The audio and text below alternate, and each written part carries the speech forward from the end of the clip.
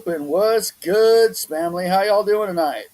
It's gonna be a good episode, man. We are fucking literally like a week away from, well, a week away from my gathering because I'm gonna be at Suds and Buds on Monday in the parking lot. So if y'all are gonna go check that out, that's Got Bud Records throwing that fucking stage, and it's got all kinds of fucking motherfuckers on it. It's gonna be dope.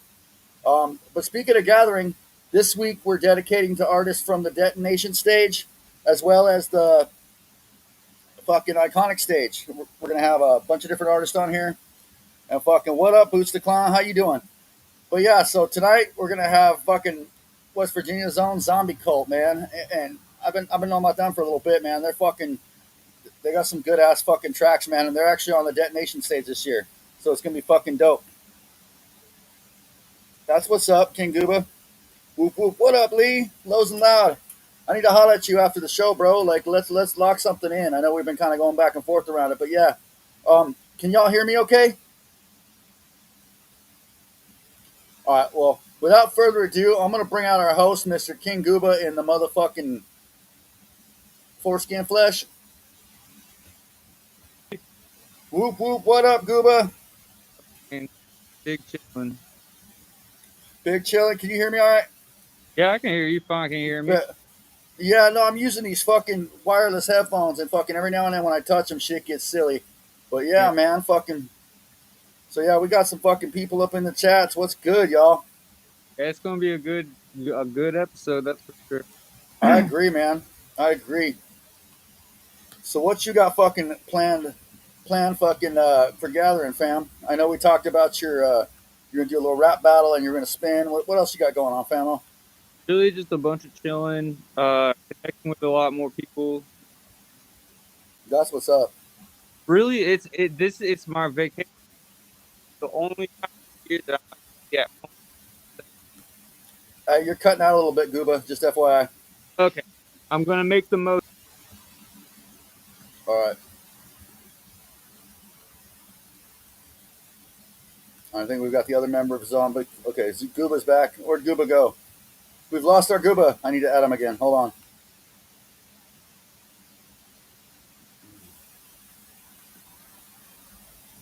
All right. Well, we had him. Okay, here he comes again. Hold on. Maybe. Kng Gooba, how are we? Hi. I don't know. Is the internet connection better? Yeah, it seems like it. All right, cool. Yeah, we had a thing with Will Gates doing that too, and I tried to fix it on my end. And I realized it wasn't on my end, so it is what it is. And that was a cool show. So I just literally put you back on my like phone internet. That's what's up. But yeah, so, yeah. I want to hang out with all the homies and the family and just, I don't know, have a really, really good time this year. What about you? What do you got planned aside from like your couple shows that you got going, I think? Man, I got fucking, we got Jugg night going on Sunday. Yep. And that's going to be a free show in Dayton, Ohio, which is about an hour and 40 minutes from Legend Valley. So that's going to be fucking fun. I'm going to be on Swill's Edition the night before that on Saturday. And then we're going to end the little run pre-gathering with Hell's Bells on Friday, which is another West Virginia act. So that's going to be fucking dope. And before that, we got Siamese Goat God, 216Z, fucking, and we got Xander Gage from Dumpster Babies coming on too, which is going to be fucking dope. But when it gets back to gathering, man, I got fucking Suds and Buds. I got Day Zero show going on. I want to catch some of that JCW for show. I'm gonna hit the Spamily stage at some point again and do another one. What up, Blazy Boys? How y'all doing? Fucking, and then also I'm gonna fucking they got that Rigor Mortis camp fucking stage going on, and that thing's fucking crazy, man. There's like all kinds of motherfuckers on there. There's fucking Dopey from he's a Portland artist. Like I met him back in 2022 when I was living in Portland, Oregon, and fucking me and him and the homie Crazy K did a show with Twisted out there, and then I actually ended up going on the second leg at Certified Psychos, so that was pretty cool. But yeah, man, and there's so much shit I got to do out there, man. It's gonna be cool, man. I'm gonna try to get some interviews. I don't know if I'm gonna go live yet, but I'm definitely get some interviews. I'm gonna try to get a couple music videos shot, like one at the gathering for a project that I'm not yet to talk about, but you know what I'm saying? We got the track finished, so I'm happy about that. Hell yeah. But yeah, fam. But yeah, and then we got a recording session on Saturday too. So I got a lot of shit going on, man. Um, yeah. All right, bet. Will do, Lee. Fuck yeah. Definitely look out for the Lows and Loud podcast on the Spamily stage for sure. Um, that'd be dope. But yeah, man, fucking well, shit. Let's just bring out our guests, man. Yeah, let's do it. I know motherfuckers came to see Zombie Cult, and they don't want to hear me ramble. They might want to hear you ramble, but not me. But yeah, fam, I'm just fucking with you. What's up, guys? Whoop whoop. What is I have good? no idea. From Zombie Cult. Whoop whoop. I have no idea where the fuck Omen is. He had said that his computer was acting a bitch. That's all right. We'll bring him out when he Which gets here. I will say the same shit happened to me. We have for the last 2 months we've been doing a fucking kind of a bi-weekly gig at a dispensary local to where Nice. Omen's at right now. And Nice. fucking we had the same shit happen on Saturday. We went in and of course fucking I couldn't get my shit to fucking load up for shit, so we just played everything off beats off YouTube for 3 hours and just fucking went over shit. It was fun. It's definitely kept us ready for the gathering, you know. Right. I actually did that one time in Vegas. I didn't have a set, and so they pulled up my shit off Spotify, and I just did it that way. But yeah, it was crazy. Man, and I will say this is one thing that I think's fucking hilarious when it comes to hip hop is like you got some people who will sit there and be like, you aren't a real rapper if you're performing over your stage track or your actual tracks. You got to do it over the straight beat. And we absolutely used to do that until I'd go back and I'd watch show footage and shit, and all you hear is right, that part. And you're like, you can catch the cadence, you can tell that they flow in, but what the fuck are they saying? No idea. Right. So it's like you put your actual track behind it, and it's like you get to harmonize with yourself as a backup singer. Essentially, that part I was actually a lot of people like. People are like, it's so lazy though. I'm like, I don't see people calling fucking. I was about to say Vince Neil. Yeah, Vince Neil. You don't see people calling him a poser because he like Motley Crue has backup singers, or Guns N' Roses had backup singers and shit like that. It's like, it's not lip syncing. I mean, it's not lip syncing. By all means, you can tell we still rapping our shit and not fucking just miking it, Right. But I will always do that just so you can hear my music and you're not like, damn, that song was cool. You go look it up and it's just so we've got an Omen's made it, so we're gonna bring him out right now too. About Tom. Hey, he wearing a high vis. He been working. What's up, fam? What's good with it, dog? Not much, man. How you doing? Shit, chilling. Shit. That's what's up, man. Still technically at work, motherfucking. Okay. Hey, no, I appreciate you coming on, man. Thank you. Most definitely. No, I've been off work for a while. I just ain't even changed clothes, except I'm not wearing any pants right now. So. Okay. There you go. That's how it's going to be at our set. Airing out my butthole for the gathering. Right, yeah. Get that butthole crispy and fresh for the gathering because everyone wants to see it. Right. Oh, dog, I swear to God, I've thought about this on stage. I thought about hitting everybody. If you've ever seen the movie Waiting, I thought about hitting everybody with the goat at the end of our set. Right, dude. Yeah, Waiting. It's been a minute. Boom. There you go. Yeah, I found the movie Off Ramp on fucking on Tubi last night and started watching. I'm gonna finish it tonight, but I hadn't seen that before, and that's a pretty fucking. I hadn't seen the end of it yet, but yeah, so far I was fucking with it. It was pretty cool. Yeah, I haven't seen it either, but I've heard so much shit about the movie that it's like it's definitely like because from what I've heard is it's some juggalos trying to make it to their first gathering, and it's like dog, we can relate. Feel that. Right. And they're coming from. I don't remember what state they're coming from, but they got to get to Ohio. They drive through Mississippi and shit gets weird, and that's about where I fell asleep last night with a fucking rock star and a fucking half plate of pizza next to me. But yeah, about 4 a.m. But I've been wanting to watch it though. Yeah, it's on. Speaking of movies, man. Speaking of movies, like man, at the gathering, one thing that I'm highly, highly fucking disappointed in is that they're doing the Mad Movies stint, but they're not showing Big Money Hustlers or Big Money Wrestlers. Why? That they aren't. They just aren't showing. I can only assume because Twisted's in it. Right, and that's what I think too. It's because Twisted's in it. So why will we put that out? And it's like, man, man, that was a bucket list thing. Like, actually sit down, watch watch Big Money Hustlers with my homies at the gathering, you know. But Right. fuck. Hey, download it on your phone, dog. Right. Oh, I'm Right. going to. We'll fucking Fucking sit there see in my how many- tent. Yeah, we can see how many juggalos we can get around the phone. I'm Well, definitely. fuck what they're playing on the screen. We're gonna get around his phone and fucking watch Big Yeah. Money Hustlers. In the No. tent where they're watching movies. Yeah, what's funny is my tent does have like it's a tablet holder that goes up in the top of the tent. Oh. Like, hey, we'll all just crowd up underneath it, guys. I got a 3-man tent. I can get at Yeah, least just- 18 motherfuckers in Yeah, there. just wait for the coldest night when It everyone's says 3, like, but it's more of a suggestion. You know what I'm saying? Bro, those are the things that have always fucking blown my mind. They're like, oh, this is an 8-man tent. And I'm like, bro, me and one homie sleeping in here, and that's the whole fucking tent. What are you talking about? That's what's up. It's funny. It's funny. I can't wait though, man. Like, Right. It's like I'm ready for the gathering. I'm fucking so ready. Like, I What know up, Lady V? Whoop whoop. one thing that we are 100% looking forward to, and we are warning anybody else who's thinking about doing it, just don't. Like, we hitting that fishing tournament day 2 with Too Tough Tony, and we some I'm winning motherfucking that serious anglers. Yeah, Oh, that's no joke. It's just me and him have been trying to fight over who's going to end up taking first. You know, we know we're going to place in the top 3, but and it's who's taking first. see where this shirt is? Next time I'm on here, it's going to be that plaque from the fishing tournament, dog. All right.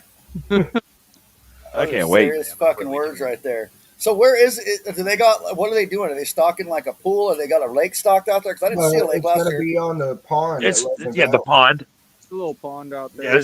yeah. Okay. And I can I saw comments of people talking about it, and they're like, the only thing that's out there like fucking bluegill and carp. And I'm like, fuck it. I be snatching river monsters. Like, shit, that ain't nothing. Pull out a 100-pound bluegill. Like, wait a second, that doesn't exist. That, I bro, got like, one though. shit. He's already said he's going to be out there with a scuba tank. He's going to wait for the right worm to come by. It's Frozen, Dynamite. frozen fish. Just big Like on frozen Crocodile. fish. Fucking deli. Like on The Crocodile shark. Dundee too. Still on the slab. Fucking stuffed marlin. That's one of what's those up. big mouth Billy Bass that sings. He comes out of the water singing and shit. Oh, That'd be he fucking stuck to hilarious. the black. I can't wait though. I really can't, man. I know one thing that like I already know that like I'm gonna end up getting actually into is the Juggalo cipher. Like, bro, I've been working on a fucking verse. I've been trying it over fucking 30 different beats just to see like how versatile the verse itself is, because you know there So are they some give it- like go ahead. Are they giving you the BPMs on that? Is that what it, when you are they giving you out the BPM? No, you just got to go Nope. with it, huh? Going in blonde. And it's All like, right. man, that's why the verse that I have wrote for the cipher, like I'm gone over quite literally 30 different styled beats, different speeds and shit to see and make sure it's like, because man, as much as everybody claims freestyle, man, nobody freestyles. Right. Nobody You can tell when genuine- someone's off the cuff freestyling and when someone's got some shit Yeah. written. You know what I mean? Like, and most of the shit that Every people once do in a while. freestyles, it's like Harry Mack. I will say I fuck with Harry Mack. I know that he does genuinely freestyle, but it's like he's trained himself to set himself up for bars. He has bars and shit that like he can right. interwove like little 2 bars to think of something. And it's like, hey, there is a genuine art form. Same as like the rap battles. I'm not entering those. I am gonna go watch them. No. And it's just I'm not a battle rapper. I'm not. I mean, Don't lie. I prefer to sit down and I used to be. Like, I mean, oh, fucking, I lived for the beef. You know what I mean? Like, absolutely loved it. But now I I'm was like, going to get to that. There are the exception too, like you just mentioned, and also Wrath of God can come up with some crazy shit off the cuff. And I was going to mention that. I don't know if you ever heard Wrath of God go off on swills, but I've watched him. I didn't even try, man, but I've watched him put other rappers that they claim to be freestyle champions and shit to fucking shame, and they've had no comeback. You know what I mean? now I will say, every once in a while, I can get, I don't want to even say lucky. Like, every once in a while, I have like playing beats and shit, something will hit, and it's like, oh damn, and you get that one good or 2 bars that start off, and it's like everything just fucking avalanche from there. You know what I mean? It's just Saturday night. We did a little show at a smoke shop. We was just playing beats, and we fucking freestyled a whole track from front to back. Where in the process of making that become a thing. Oh yeah. See, and it's like that shit genuinely can happen. I mean, if you go like great writing technique that I've noticed that a lot of other big artists do, like Tory Lane, shit like that, that we learned from a homie that used to be down with us many, many moons ago. And that's if you're playing a beat, go ahead and if like you listen to it, oh, this shit speaks to me. You go in there and you record a freestyle over it, and you just freestyle melodies and shit. And I mean, you'll even see some people when they're writing, they'll be like, but no, no, no, no, no, no. I Okay, think I at this like how point that. everyone does that shit. Okay, so what words can I now put in that little cadence that I just got down right there? Right, What words yeah. can actually fit that?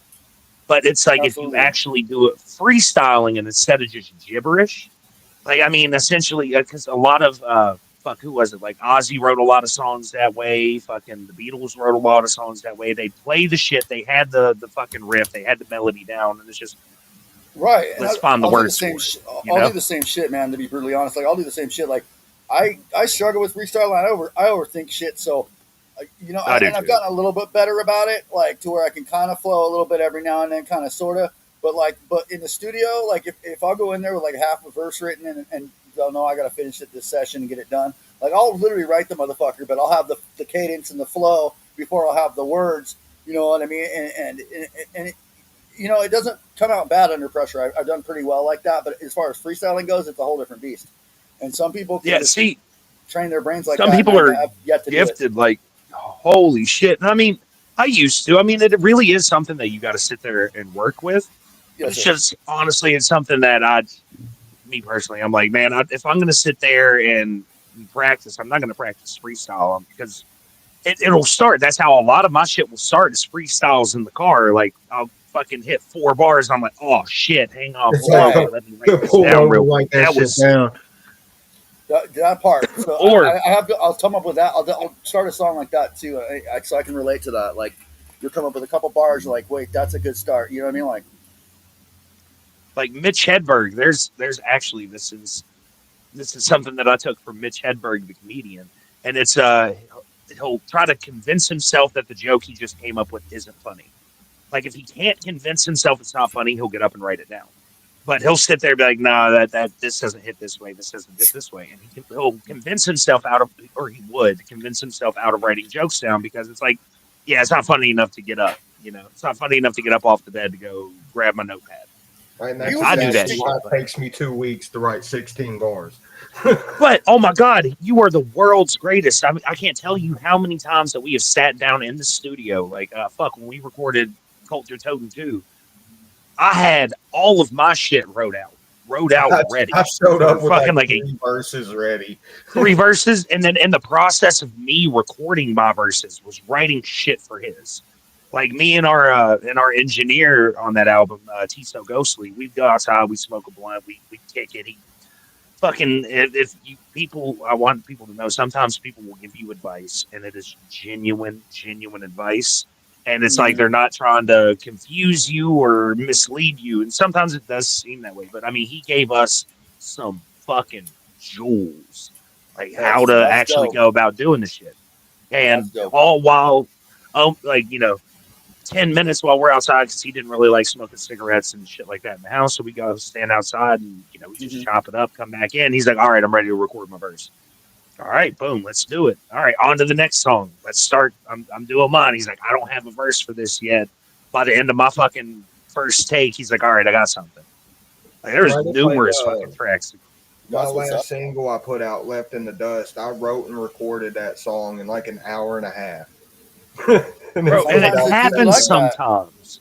It That's what I'm really saying, does. yeah. Sometimes it just fucking happens that way. Sometimes it's 2 I mean, hours. Sometimes it's fucking 2 weeks. You know what I'm saying? Like it just really depends on the Yeah, verse. we've been working on our 4th album now for what? for over a year. Because I know just to bide the time in between Culture Totem 3 and Book of Z, we dropped Tall, Dark, and Ugly. And it's like now I'm already working on Tall, Dark, and Ugly too, and we still have so much fucking work to do on the Book of Hey, Z. you can't forget though, dog. We got this. We do have the comp. Oh, you got a hardcore glare. Yeah, we do got gathering exclusive shit that we're gonna have this year. We got 5 different up. T-shirt designs, Oh, shit. CDs, flash drives with our whole discography on it, posters, stickers. I mean, well, that's a little better. oh yeah, there you go. Yeah, now it's not glaring off the case. Yeah, we Fuck got yeah. the essentials with our homie Gallo Saint. Gallo Saint. And That's what's his up. whole troop of motherfuckers. Like, bro, he came in this bitch. Like, we've been doing music forever. He came in 100% a year ago. We started throwing him on his first shows and shit. And we're like, man, how is it that we've been doing this, like, just since we came back, like 3 times longer than you, dog? But you have so many features. He's like, I have no idea. No idea. And I'm like, I just hope it's not people are too intimidated to want to do Mid-South songs with Monster. us. Of course, we because- remember you, dog. Yeah, dog. Yeah, there you go. Yeah, But, our whole If Mid South. if you watch the Fucking music Shit video, Hard, Where the Fuck But, Was You so video Gallo was Saint- filmed by the homie Mid-South Monster. yeah. What's funny is actually with Mid South Monster, if you go watch the "Where the Fuck Was You" video at the very end, you hear him screaming because it was filmed from his point of view. Thank you for that footage. Like we managed to make We've done a the lot. little bit that we had. We did a lot with the little bit we had. I'm gonna be hitting your merch table this year too. I wanted to get a cop a shirt. Fucking at one point, I think I messaged you when you were doing fucking Smoke in the Hills, and I had a homie there, and I was like, "Can you grab me a shirt?" And then I didn't end up being able to do it. So I'm gonna definitely get it this gathering. Yeah, we got some gathering exclusive shit too. I don't know That's how what I'm well talking about you'll right be able there. to see it, but Okay, fuck yeah. it's the That's what's Zombie up. Cult. We got Legends Never Die with the carnival backdrop. Hell yeah. Yeah, us standing in front of the fucking Ferris wheel at the motherfucking lathering of the buffaloes, We dog. got the Hatchet Man on The there. rap buffaloes, I love it. But yeah, we'll have those. We got them in this green, and then we got them in Yeah, it's Purple, riddle box, too. green and purple. Yeah, bro. Okay. Shit. That's Then we got, of course, we're gonna have the Since Funhouse, Fuck Fentanyl, No More Dead Homies t-shirts. Okay. We're gonna have some Gallo Saint run a merch. We got a couple leftover shirts from our 2023 Chaos Expedition tour, as well as we got some shit left over from our Circuit of Sin tour. Bro, we're gonna have all kinds of shit. I can't wait. Fuck yeah. I mean, Like I'm we looking are forward to going so home, man, much for more real. prepared this year. Since we're here and talking about it, it's actually the picture you use. Yeah, with the front of the Legend Valley We sign. got Yeah. some posters. Fuck yeah. I'm gonna I cop can't one wait. for show. Yeah, we got two different designs, posters, fucking shirts, CDs, flash drives, Stickers. Anybody Hell yeah. who comes up to us, we got you on a sticker. Like we got a fucking ass load of stickers. Hell yeah. Like I know I'm bringing markers. I mean, I know they don't want us to do this, but of course I'm tagging the porta potties. Hell Like yeah. I know we are going to be filming so much shit this year because we fucked up in 2023. We brought all of the battery packs and shit to charge our shit, but we didn't charge the battery packs. So fucking we showed up night 0 and fucking I had my phone for 15 minutes. I had my phone long enough for us to get our tickets, get in, come back up, and I called my wife to let her know we made it. And then yeah. So I got to experience the gathering in 2023 like I was living in 1999. It was really fucking cool. It was really fucking cool because it was like, you know, I'm not sitting here worried about did somebody like the picture I posted on Facebook last night? Like, hey, did anybody see the video that I posted of whoever performing? You know, no, it was.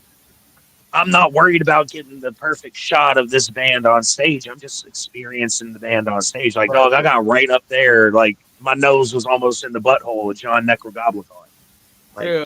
I bought a whole ass GoPro for that shit. It's like I'm filming every fuck. That thing stayed in the tent the entire time. No, you used it. I got a bunch of B-roll, just like me walking around, and that's it. And that was it. That was it. But this year we're gonna have like 5 different cameras on us. I'm thinking about having the homie Gallo Saint film our set because Deck One Delt has been complaining about the quality of our videos because they're too good, like they're too high quality. So I'm gonna have him essentially film this shit, right? Oh, it's like if that's the worst thing you can say about us, I'll take it. Right. You know, I've heard worse. damn, your videos are too crispy. You gotta Ah, quit that. Like, oh, they must love Yami. Yami's videos are like pro as fuck too, and you know what I'm saying? Like, bro, so but we're gonna have I mean, him because he discovered like his stepdad's fucking like camera vault, Like and he fucking found like an old camcorder from like fucking 2003. okay, So it's like okay, all grainy quality, and I'm like, oh my god, if we could film our whole set like this, make it look like one of them that's bootleg dope. fucking Dawn of the Blackened Hearts fucking yeah, some live hot cake performances. type shit. That's fucking dope. Oh yeah, Like that's the kind of shit people put filters on for now. You know what I'm saying? well, and it's one of those things, man, that like people just don't do anymore. Like I remember growing up watching fucking like the Ozzy live and Budokan fucking Kiss Unplugged and all these like rare fucking live performances, and it's like you get to feel like you're at this concert because the quality of the shit's clean, but you're like disaster pieces and all that shit. It's like people don't put shit out like that anymore. People are too busy worried about like the shorthand content Mm-hmm. and the music videos. It's like, man, where's that behind the scenes? Like, yeah, I see who you are as an artist, but I want to see you as a person. You know, like who are you when you're off the stage, man? And It's that's like, why you buy our flash drive because it comes with all that shit on there. it does, and then some, and then some. Apparently, there's a Oh, very embarrassing picture of me at last year's Christmas party. Is there really? No, no, no. 2 more minutes. Oh, we should Two put more minutes. we should I put got to that turn that into a one. mixtape cover. We should put that one I showed you at Soul Vapor the other night on there. Oh my god. Oh, goodbye horses.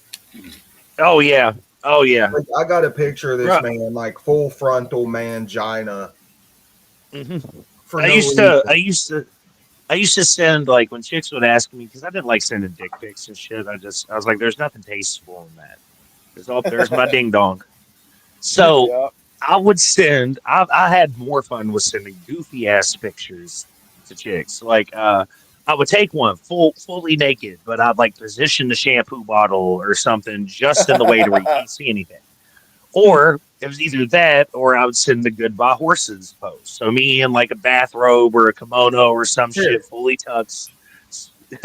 Yeah, spread out. There you go. It's all right. And turn that. That's for you too.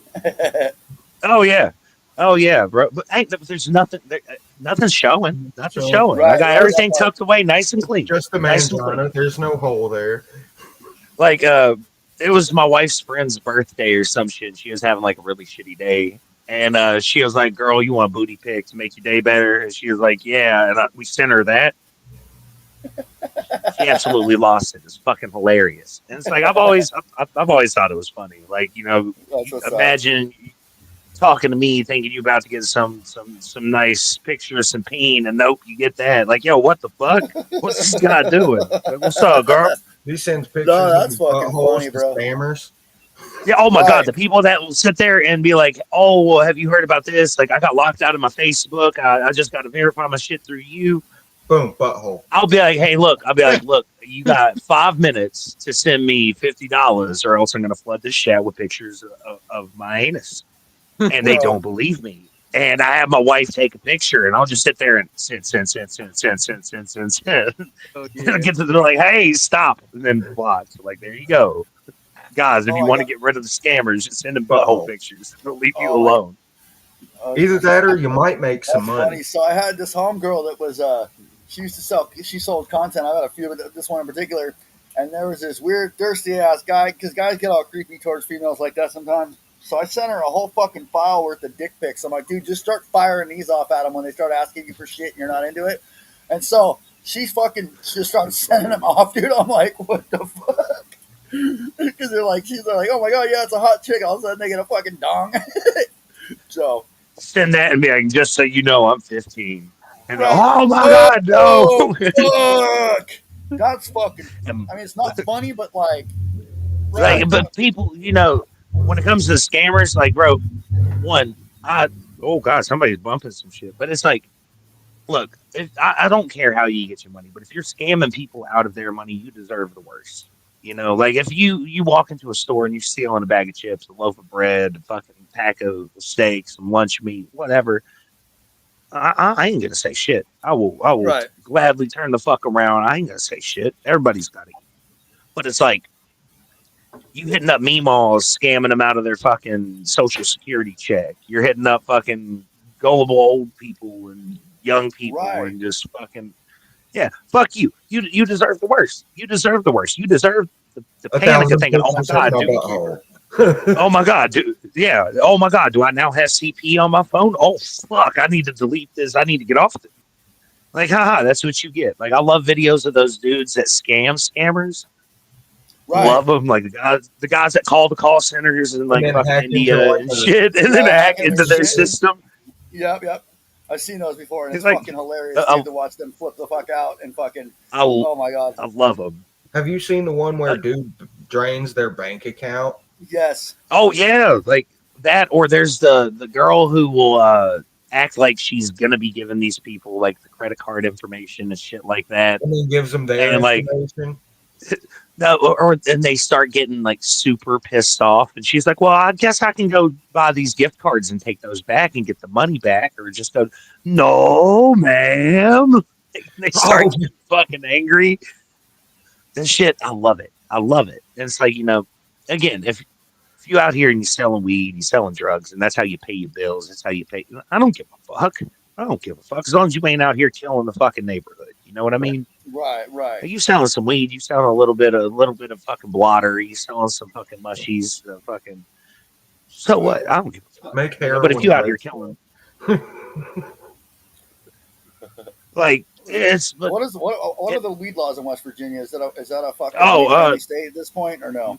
no, it's No? Okay. medicinal. It's medicinal, but there are weird Okay. stipulations to the medicinal. Right. So Yeah. one of them being you have if you go and you apply for because there's only like a handful of conditions in our state that even like makes you Qualify eligible for for it. Yeah. But it's like if you go and you get this, you have to essentially you're saying that you are mentally inept to own a firearm.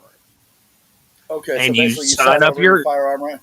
That's crazy. you sign over your rights to being able to purchase new firearms. Wow. I mean, there are ways around it, and that's where the straw man Well, shit comes in. And Like that's I said, it doesn't say but anything about owning firearms, and the gun laws in West Virginia state you don't have to have a permit, any kind of Right. yeah, registration to own a firearm. So That's how Idaho yeah. is too. As long as you are of age and legally allowed to own a firearm, bro, you can walk into if your record's clean, you can walk into a store and walk out in an hour with a gun. I walked into the fucking You know, flea market. Here's some but tags. that's also that's also a flea market. I walked into a gun store, walked up, picked out what I wanted, and walked out. I mean, I was like 30 minutes late coming back from lunch on my fucking where I was working. Right. And it was like, went in, picked out my piece, picked out the shit I wanted with it, walked home. Cool, hell yeah. But it's one of those things when you do purchase a firearm, it asks you if you have your medicinal marijuana card. If you click yes, then they deny you instantly your right to purchase. Yeah. And it's like, I ain't with that. I like being able to purchase and own firearms. Which, see, luckily for me, I'm like not even 5 minutes from the Virginia state line, and it's fully recreational over there, and I can just walk in the store and buy it like a pack of cigarettes. Right. Yeah. Well, with stipulations, it's weird. So you can't directly. I mean, you can, but you can't directly go and be like, okay, I want an ounce of OG perk. Okay, here you go. You have to go in and like they'll have it named weird. Like if you're going in and you're trying to buy, it's weird. Like they all call it different shit. It's called the Adult Share Program. Okay. Like you go in. Thanks for buying this sticker for $60. That would sell you a sticker for no matter. Like I could go in there and spend $300. Get one sticker. All I was buying was a sticker. When I was living in Portsmouth and Norfolk and Suffolk, I could just walk in the fucking store and buy weed. They didn't say shit. But I mean, they had just well, started selling. they You know what I'm ID saying? you. Well, that part, but yeah, I mean, yeah, it But says they other do than run a that, legal like in Virginia, operation, but yeah, Virginia's oh chill. yeah, and there's people that because I mean it's weird, but it works. It's like you understand the fucking everybody understands the assignment. You don't go in there like I mean if you're cool with the fucking the smoke shop whatever you can go in there and be like hey man let me get an eighth of premium let me get an What you eighth of got behind the this counter because they'll have all the Delta and the fucking THCA shit on display, and then you gotta go. well You no gotta say we have what you got. well no they would have their little jars set up little Yeah, boop, boop, boop, boop, with like a little nug in it big old little healthy nug in it like looking good hey for display. Yeah, this is bottom shelf this is top tier okay well and you're cool with them like, okay well I want dollar amount and then you grab your sticker and they're like all righty and then somebody on the back another side of the fucking store is like hey how are you doing thank we you for got this coming in gift for you. that's yeah crazy. I gotta here's a try that. quarter of weed I hope you enjoy that man Thanks for buying a it's, sticker for thanks for $90. buying a t-shirt thanks for buying a t-shirt I actually agreed to do this festival. I think in October in West Virginia for this kid Natrix. I think. But yeah, I'm gonna have to try that when I'm there. I'm gonna have to fucking try that. Fucking, I want to see how the sticker works. Yeah, it's it's well actually with Natrix. We actually know the dude. If you're doing something with him, you'll be very close to where you need to be. Okay, yeah cool. Yeah. Ew. I don't Yeah, know what the fuck yeah, happened to my vape, man. yeah. No, I rolled a Motherfucker. blunt. I had my vape. Oh, it's behind my phone. That's why I can see it now. Uh-huh. That's what's up. But yeah, Okay, yeah, no, that kid was it's not nice. bad. It's like Beef I Tiger in miss. the hizzy. Oh, what's up, Beef Tiger? Wardle. Beef Tiger in the I house. play Pot of Greed and draw 3 cards from my deck, dog. And then I play Pot of Greed again. But no, man, like I liked how it was in Colorado and California though. Like you would Right, that go part. in and you would actually sit down. Like they had like fucking pounds in a jar with chopsticks, and they'd be like, "Here, smell these coffee beans. Smell this. Do you smell those citrusy and earthy tones?" And I mean, it was grown in nothing but Right, orange yeah, peel. I was they like, "Oh give you my the full god!" And you're fucking sitting here, rundown on that shit. you're like, "Oh, this is the greatest day of my life." And then I moved out to California, and then I became friends with fucking growers and shit, and that was even fucking cooler. And because it's like now it's not I'm in a jar. Like, hey, dog, come in here and smell the grow house. Like you thought you smell weed until you go into this fucking Right. 40-mile long grow house. Just fucking.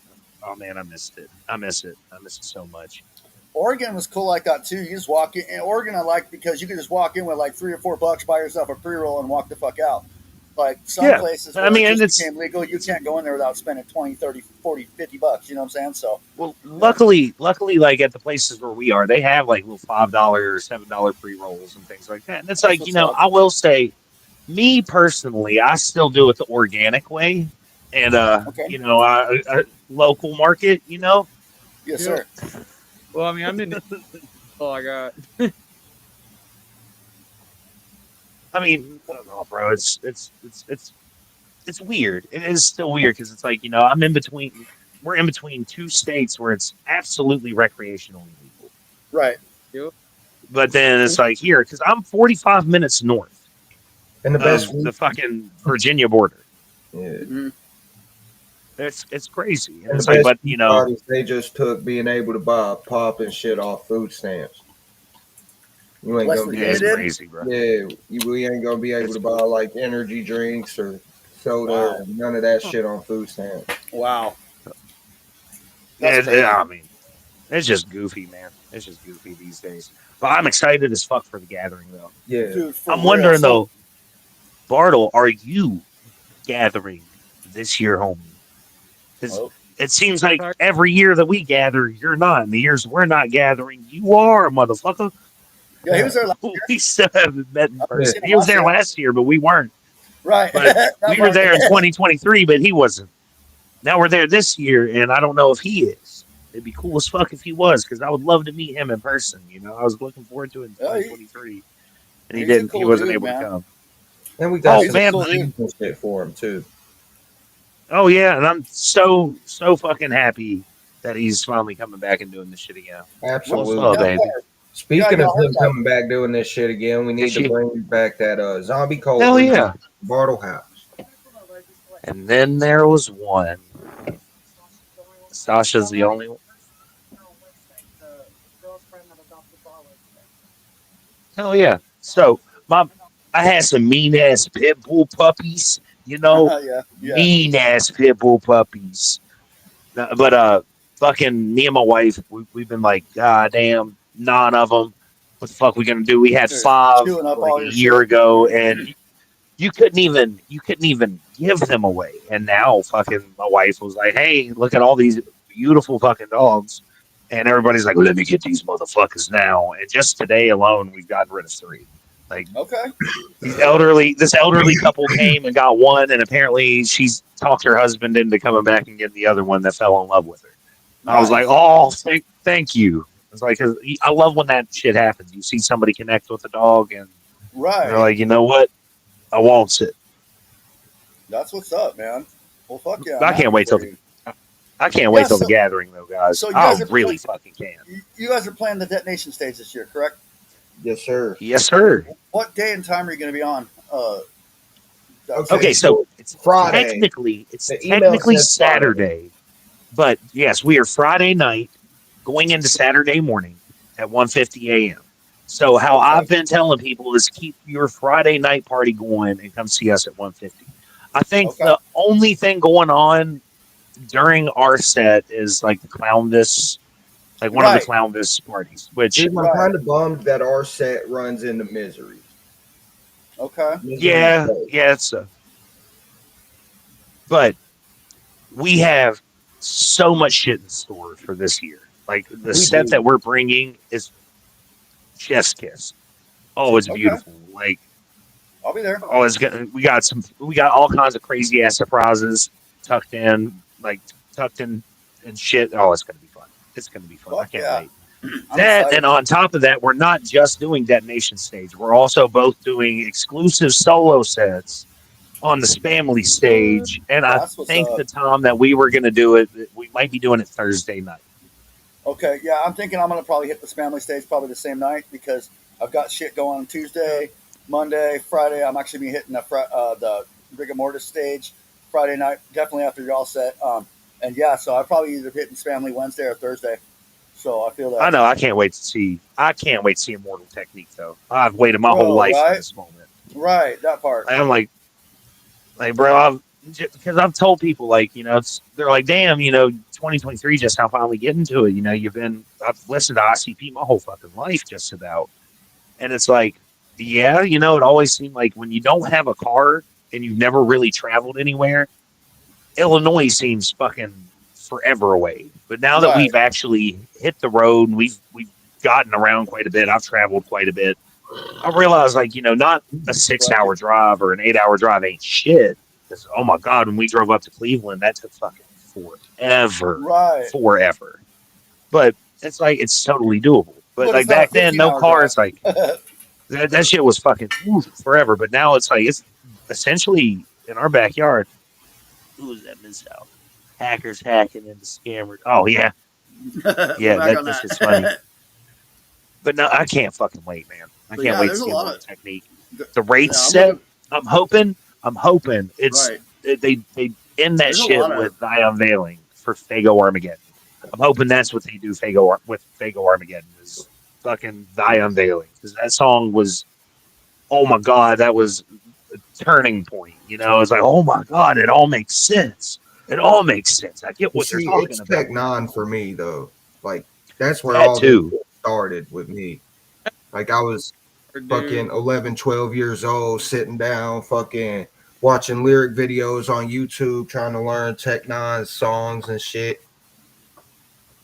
So, See, he has, not that I don't like Tecton. He does have a bunch of fucking songs that are just bangers. right. I'm excited to see him. I'm excited for, like, when it comes to the bigger artists. Like, I mean, I'm so excited for Guar. Right. I actually bought I the haven't whole seen team Guar in a white minute. T-shirts. I bought To the get whole covered in team fucking white red and T-shirts fucking green like liquid, yeah. because It's a free tie-dye t-shirt. It's a Bro, free but you tie-dye. can get one of those at our set too. Yeah, Okay. I mean, we're not gonna have the same effect. Like, I ain't gonna be But if you jizzing don't blood mind, on the whole crowd. But we yeah, but if gonna, you don't mind blood and Fago, it's gonna be a good time. yeah. Oh, we gonna set it the fuck off.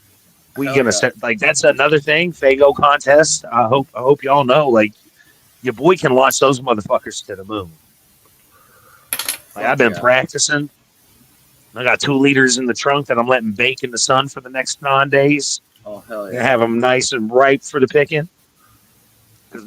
I mean, Jay and Shaggy said it best. There ain't nothing better to do it with than fucking warm, sat in the sun all day Fago. Right, and that's why I remember watching it. I don't know if it was that interview, but they were talking about why they didn't like the tour in winter because it fucked the Fago. It froze it and made it hard to Yep. launch and shit. Yeah. See, Fucking, like what they was came to Big old chunk. they've come to West Virginia a handful of times, man, and it's like hell yeah. that was the one thing that was always missing was the Fago showers. Like, and I was Really? like, yeah, because I They mean, didn't bro, do that. Looked at didn't allow it. Oh wow. the venues wouldn't allow it, or it was just too cold to fucking do it, because like Okay. clearly they're a lot cheaper in the winter than they are during the spring and summer, Right. because it's like, I mean, oh that's- well, the convention center just didn't want to deal with the cleanup and all this other goofy shit, and Right. we just didn't get to experience. But I'll never forget, I ruined our first fucking camera with a Fago shower because I was like, man, we're at a fucking ICP after party. Where the fuck all the Fago at? Like, I've been hearing this in their music for years. Fago showers, Fago popping, all this shit. And I was like, where the fuck is it at? So I let one off and fucking ruined our camera. So the first I time I learned saw that. Go ahead. the first time I saw ICP was in Anaheim, California, and I was going to say it's got to be weird to have that experience, like, but not have the full experience for the first couple times. That's Right. after seeing it happen. That's got to be a different. Like, they did it they had something here in West Virginia once called Shockfest, and I think they did it there. That was a whole tour. They had Axe Murder Boys and like Killjoy Okay. Club and shit like that. Mad Child.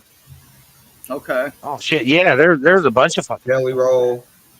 Okay. Yeah, but the downside to that was like, I was like, the promoter was like, hey, I got you tickets, but at this time I was actually talking about this earlier. I was a broke fucking teenager and had no money, so I didn't have Scrub-a-Low for life. Didn't have a fucking phone that actually had service.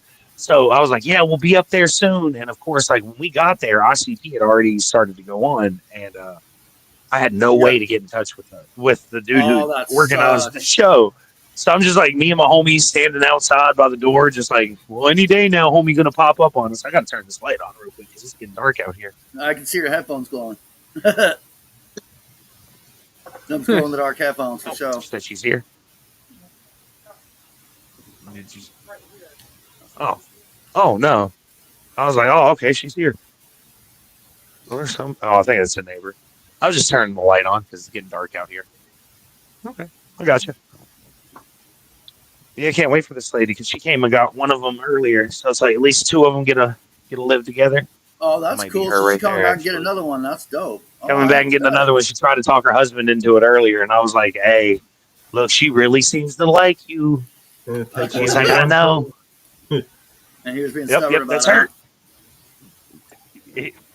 Yep, that's her. For those of you just joining in, he's got pit bull puppies he's been sitting on for a while, and people weren't taking them initially when they were younger. So now now they've been able. Now they've been moving like 3 in like one day. He said. So yeah, like 3 a day lately. They're finding homes, man. That's fucking cool, man. Hell yeah, because where's she? I'm over here. Last 8 weeks, bro's had 11 dogs at his house. Right. Yeah, that's what he was saying. Oh my god, it was crazy, man. There you go. A puppy. Aw. Have a great night. Oh, you're welcome. There we go. First time for everything. Giving away puppies on the show. Really? Right. He's like, Oprah, look under your chair. You get a puppy, and you get a puppy. Right. Everybody get a puppy. But only if it's good. Right. Like, only the good homes. Yeah, Because that's one thing my wife, like, man, I'll say this. Yeah, We had, like I said, last year we had a litter of pups. And I will say this. My oldest dog, his name is Anakin, and he is, I like to call him a lovable idiot. But it's like Gotcha. nobody else can call him that. He's not stupid. He's just a dingus. But Right. he is the greatest dog I've ever had. Like, I Big mean, dogs so are protective derpy over as the fuck, kids. Yeah, right. That. I that thought he part. was going to beat my dick off last time I was over there. God, oh God, yeah, hang on, man, those steps fucking kill me. But he's a great dog, and fucking, we had 5 pups. One of them was solid black, and we named him Aang because he had a little white stripe on his forehead. And we noticed that he started taking into a lot of the characteristics of his dad. Okay. And I was like, man, if this dog is a tenth of what his dad is, he's going to be an amazing dog. We found this girl. She was like 17. She was like, hey, I'm going to be moving out soon, moving in on my own. I want to get a dog, blah, blah, blah, blah. We gave it to her. Come to find out, it wasn't even for her. It was for somebody else. They had the dog for about 3 days, and he was killed. Oh, They said that what? he was running around. He didn't like being on a leash, so they were running him around in the yard with no fence. He ran out into the road and got ran over. Oh my And God. I'm like, that man, sucks, bro. I was like, I tried telling him, I was like, look, he's right there. He's on the cusp of like being a trained dog because I'm really good with animals. Like, you know, I'd like to think I'm an animal expert. And yeah, Gotcha. went to the wrong hands. And me and my wife were like, we were heartbroken over it. I was like, man, if I would have known. But it's like this round, she's been doing everything that she can to vet all the people that have come through on the puppy. Because you get some And, sketchy oh my motherfuckers too. Like Oh yeah, especially with pit bulls, man. Especially with pit bulls. Fucking, I remember me and my ex-wife, we wanted to get a dog, and there was this, these Labrador mixes, and they put them up for free on Craigslist.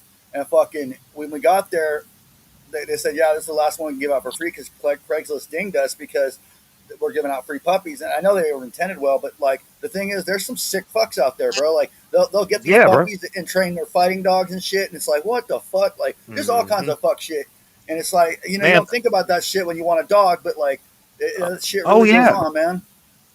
See, I'm gonna tell you, the universe works in some crazy fucking ways, right? So about oh god, how long ago was that? About 12 years ago, I had a pit bull named Kilo. He was solid white, except for he had a gray spot by his ear. Yes, sir. Now, I didn't have him for very long. I got him about as old as these pups are now. He was a rescue, and I had him for about 3 months. And during that time, where he lives now, where I used to live in Bluefield, had passed essentially pit bull prohibitions. And it was like, if you had a pit bull, you had him out, he had to be registered, up to date on every shot.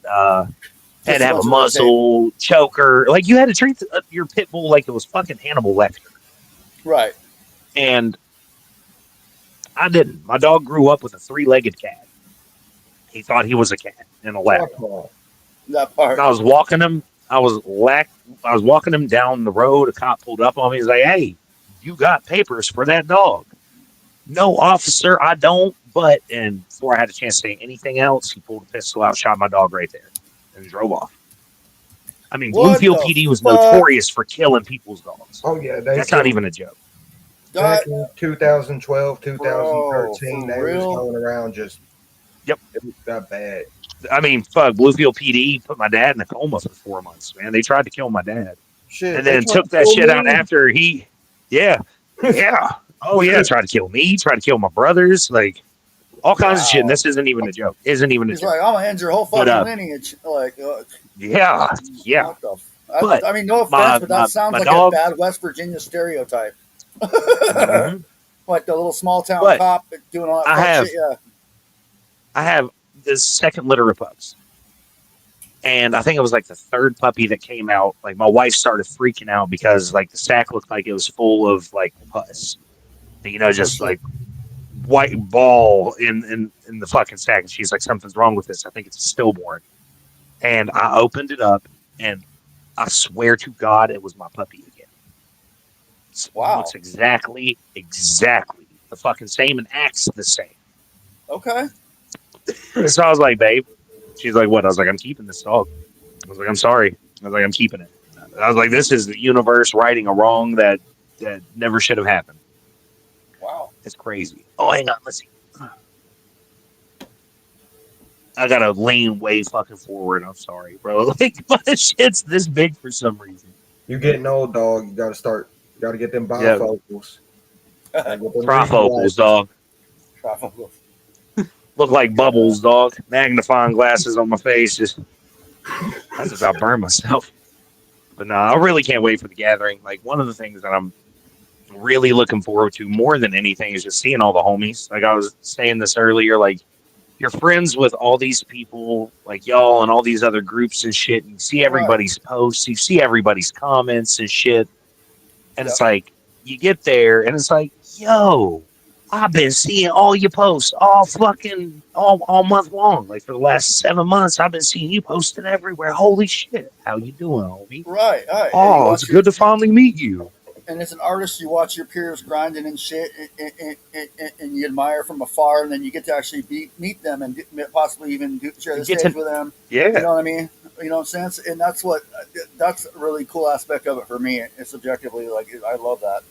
You know what I'm saying? It's almost like, it almost is like you see all those movies about like the business trips and shit like that. Like, hey, we got to go out to this big business conference out in the Midwest for the fucking Catalina wine mixer or whatever. That's what we've been telling our homie because he's super fucking nervous. Like Gallo saying he's never been to a concert. Popping his cherry. Really? Other than our own shows and shit like that, you know. Okay. So he's never been to other than the Cottonmouth King show, you know. Other than that, they're going to be there too. They're going to be there. Well, Cottonmouth King's live, but yeah, they're going to be there too. Like, they're all right, man. Like, I'm not the biggest fan of them now. Like, I'm not gonna lie, they were kind of dicks to us at first when we first met them. Like, we put the show together. We're sitting in the green room, you know, we're all smoking and shit. And they walk in. I was like, "Yo, what's up? Hey, we're Zombie Cult. You know, we're performing alongside of y'all." And we were also booked with them to headline a festival the next night in Virginia. And it was a big cannabis festival that fucking got canceled 4 days before it started.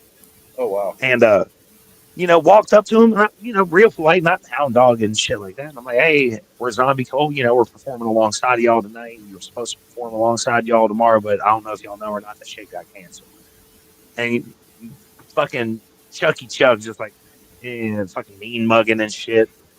And then we went out there. They set up their merch booth, and we set up our merch booth right beside it, and nobody went to their merch booth. Oh shit! At all. And we sold out. At all. And we sold out of our merch. We bought enough merch for a 3-day run. Like we had three shows back to back that we had planned out, and we were gonna sold out one night. And we sold out in one night. Like got to the point that we had made so much money off our merch. I tossed them a t-shirt on stage. I was throwing shit out into the crowd. We weren't even performing anymore. We had already performed.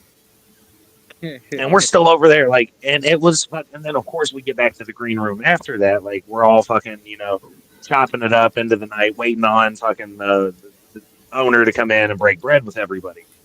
And then they were like, "Oh yeah, what's up?" Sitting talking to us, like we're all rolling blunts and shit. But at this point, man, like Chucky Chuck was like tweaking out, and, like hard, really hard.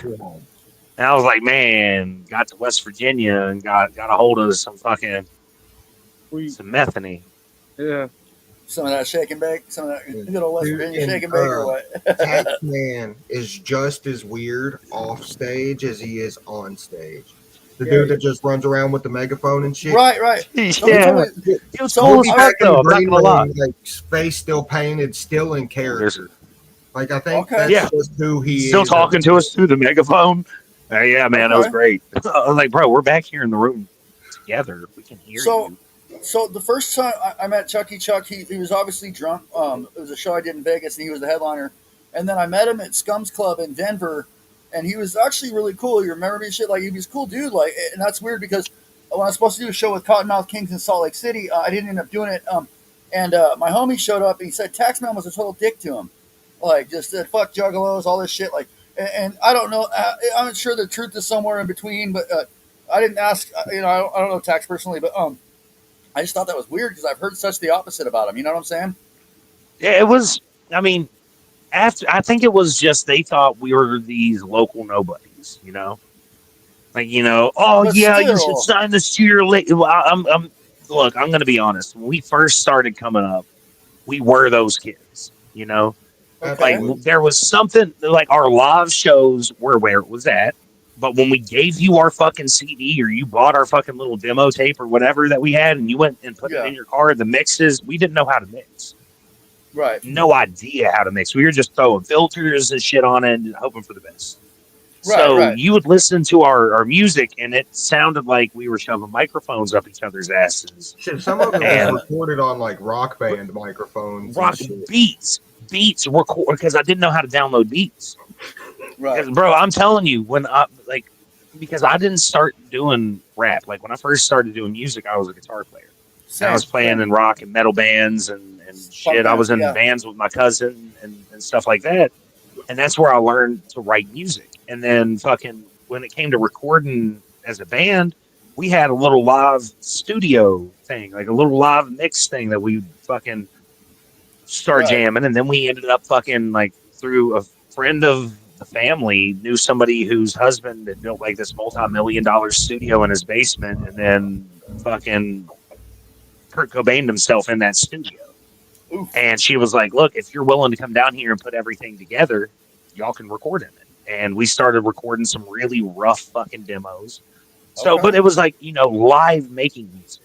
When it came to downloading beats and shit like that, I was a caveman. He thought you just caveman. recorded it. You held the mic Mhm. up to it, and So, I held the mic up to my speaker and would record the fucking beats straight from YouTube into like my back in the mixer. day, like when you want to hear a Nothing- song off the radio or something, you fucking But take your fucking not to boombox and mention- record it and shit. his That's what's speaker up. was like an old record player. An old record player, yeah. And I would hold it Oh, up to like mono recording one side of the shit, and then I'd hit record. I'd hit play and record the fucking beat, pan to one side, and fucking would record live into a rock band mic over that. And I did that for Damn. years until I learned that you could That's go right. online and buy beats, or you could go to don't do YouTube this, and steal kids. them. You go to YouTube MP3. Yeah. Only do Just that for rip the ones that say free for profit. free for profit. That's you That's the might only do. ones that it's okay Actually, to do it to. I got Or- into who I had the conversation with last night. Tiny Tim, TJ, he was telling me he actually almost got in trouble for that. So I wouldn't. Well, but you I have wouldn't call that sound the advice, proof but right there. I mean, if it says some Free of them will to say fine free. print. You have to find You the gotta read the ones. fine You have to print, find the yeah. ones that do say free for profit. And Right, you have to read the sometimes you fine can print on it, even too. Description. you can 'cause find some of these producers and you can go to their Instagrams and shit and write them. That And part. if you That be like, part, hey, like, bro, we linked up with this kid from, I think when we first recorded the song, he was like 16 or 15 years old and lived in Bulgaria. And he was making fire fucking beats. And that's where No Leash came from, was this kid named Blizzard in fucking Bulgaria. And Okay. it's like, holy shit. It went, I was like, yo, love your beats, blah, blah, blah, blah. How much would it cost to buy it? And he was like, man, if you do it justice, you can have it for free. And we recorded No Leash, sent it back to him, and he was like, holy fuck, if you find You can any have all beats the that I beats put out, you you want. can have all of them. I've got a producer like And- that too, and he's in Germany, and it started similarly to that. So I feel that for real. Like that's fucking dope. It's like, hell yeah. There's a fucking spider over here in this tree, and I don't like that. Shoot it. Like, I mean, I'm almost certain it would hit my other neighbor's house, but nobody lives there, so we might be alright. Yeah. That's, Blow that motherfucker to smithereens, dog. just make sure you let some fireworks off in the road so when the cops show up, it's like, no. No, there's some fucking kids out here shooting windshields with pellet rifles. Again, bro, like that put a huge damper in gathering plans, but it is what it is. Like, Cold Deer Totem provides, and I bounced back. But fucking, I don't know if it was like the local police department or a kid with a pellet rifle, but somebody busted my fucking windshield a few weeks ago. Oh, The money I had put back for the gathering Like, you know, because I was gonna come in and scrub a low as fuck. Like, hey, whatever we make off merch is what I'm eating on. That's what you're doing. Essentially. Yeah. He was pulling up with ticket money, and that's it. I was pulling up with ticket money, just like I did in 2023. I had enough for ticket money, and I think I had enough for a T-shirt, but I spent it on a fucking coffee and like a dog food bowl the next day. Like I got high as fuck with scum, and ended up getting the munchies. She's like, "Hey man, you gotta eat one of these." I was like, "Oh shit, really?" That was a good scum impression. Oh, he does a fantastic. Bro, That's what's up. he has the fucking, like, he reminds me, we have a homie named Creep, and he's fucking the Barry Manilow of like gangster rap. I swear to God. Ooh. Like, but He's got that scum Isaac Hayes really voice, is. like, yeah. I understand. Like, bro, what gets me is like, and this is like quite literally no disrespect to Scum or LSP or anything like that, but when we had first started doing shit as Zombie Cult back in like 2012, never had heard of them. Never had heard of them. We had been doing shit as Zombie Cult and another group that we were in called Holy Triad back in like 2014. And still, but came back, and it's like, man, I found out, I heard one of the songs, I can't remember what it was, but it was him and Insane Poetry, and I was like, oh shit, this is cool as fuck. And then got to looking at him on Facebook, and it's like, yo, this dude's a fucking legend. I'm like, where did he come from? I'm like, you know, not that he hasn't been doing it, but I was like, shows with like the entire Psychopathic roster back. Yeah. But not in the same sense of like we were on tour with them, but we were on every tour that they had. If they came to West Virginia, we were on the show. We were there. We were there. But it's like, man, it's crazy because we vanished from it for a while, quite some time, 4 or 5 years, and came back, and it was like some of the people that we were looking up to no longer were even doing music and shit. Fucking homies locked up and never coming home, and I'm like, God damn, the whole landscape changed. Brandon's like, what? And then it's like chapter 17. Yeah. I was like, what is? This is like, what's chapter? Because I even this was years ago made a status, and I was like, yo, I'm done with rap. I was like, you know what? I'm just over it. Like, you know, I understand West Virginia just doesn't have a market for it. And I started doing some shit with a homie, and we called ourselves Stoner and the Plug. And we called it Appalachian Steez. And it was like country twangy guitars, like acoustic guitars between me and him, but I also rapped, and every once in a while he'd like harmonize and shit. And it was cool. I was like, you know, I was like, I'll fuck with this. Get back to my roots, playing guitar again.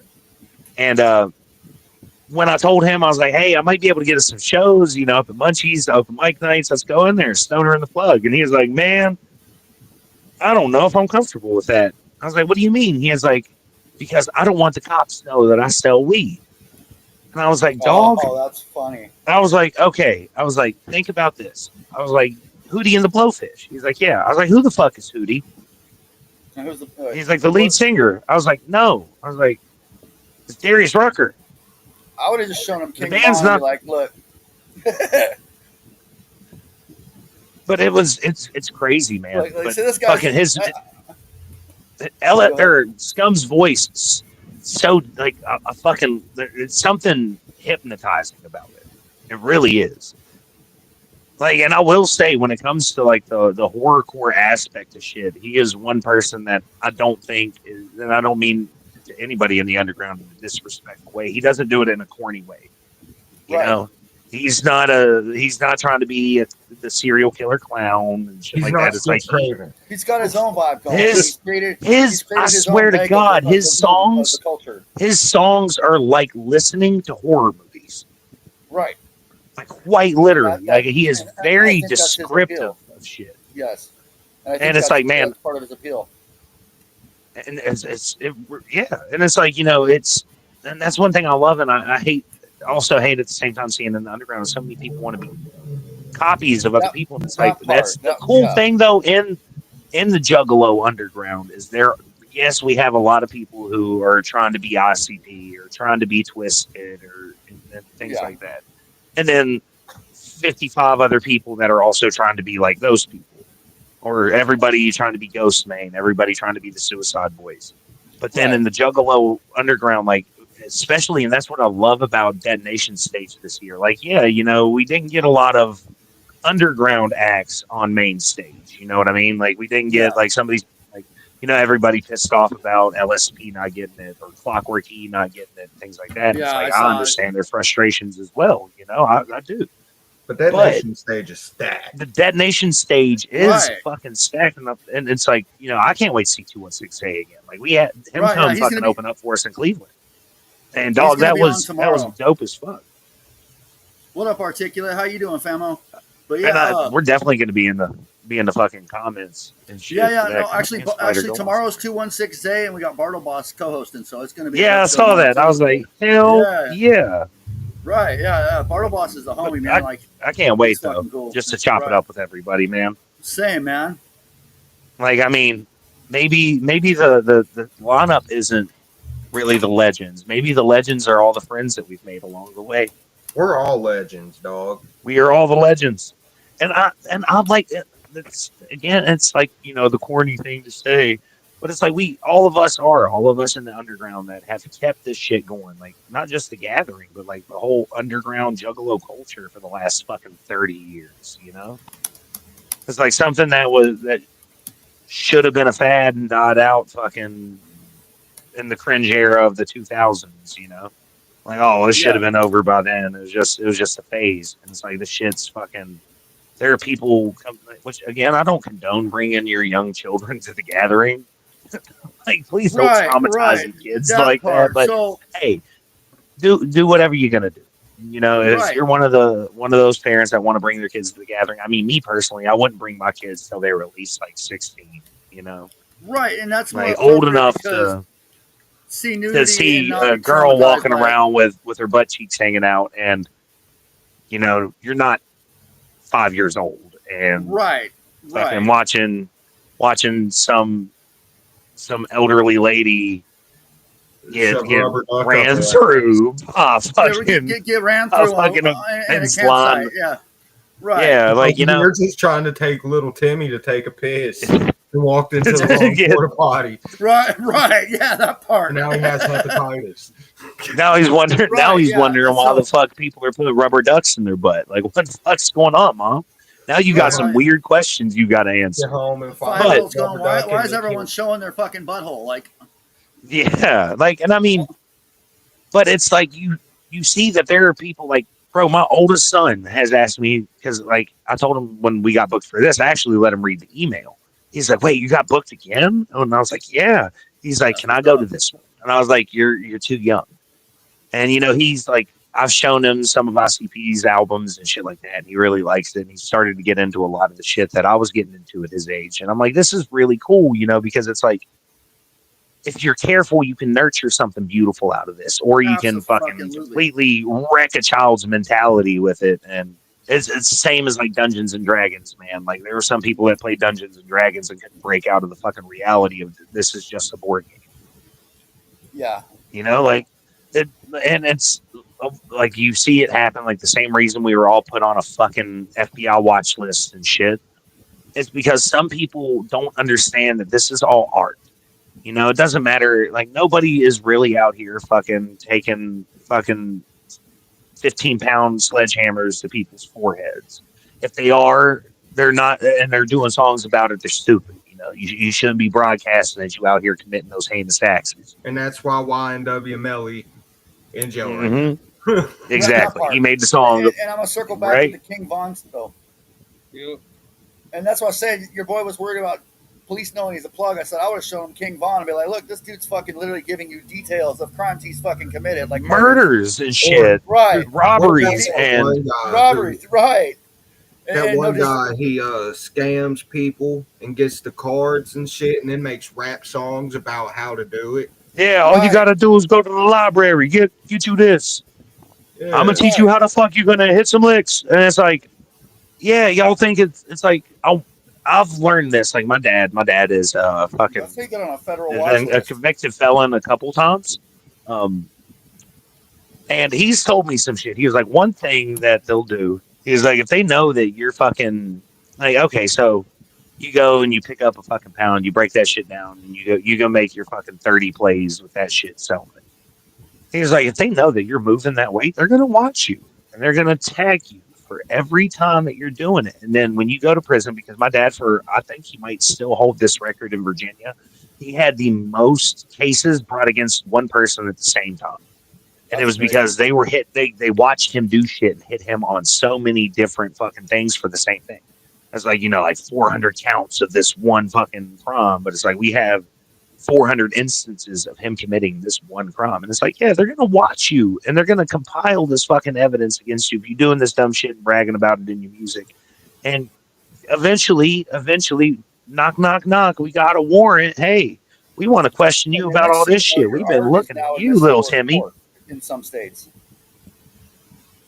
It all depends, though. But it's, there's that Key and Peele sketch about it. He's like, the whole tape, and he's like, the whole crumb, and then the interrogation and everything. He's like, no, it's just music. It's just art. But it's like, I think it's the same as like Marilyn Manson and Alice Cooper and Ozzy, man. Like, it was all for show. It was all entertainment, like Manson, the reason that he did the shit he did was so he stayed in the press. Because like Yep. boom, you end up in the press. Oh my God, we can't believe this man came out here and he did X, Y, and Z on stage. What the fuck? And then you got the rebellious teenagers. Ooh, that's hardcore. He shit on stage and threw it at the crowd. I gotta go look up this band. And then you get the one of two And things then they go happen. look at Either the you're like, Martin Mason. and it's like, and then ZBL. you're like, either hey, this is pretty cool. This is interesting. Like, this intrigues me, or this ain't for fucking me. People who listen to this are weirdos. But here at the end of the day, all we're all trying to do is, instead of committing these terrible acts and crimes against humanity, we just write them down and shit. You put it in the music, and then you don't got to go out there and do dumb shit, because music can speak to you, man. I swear to God.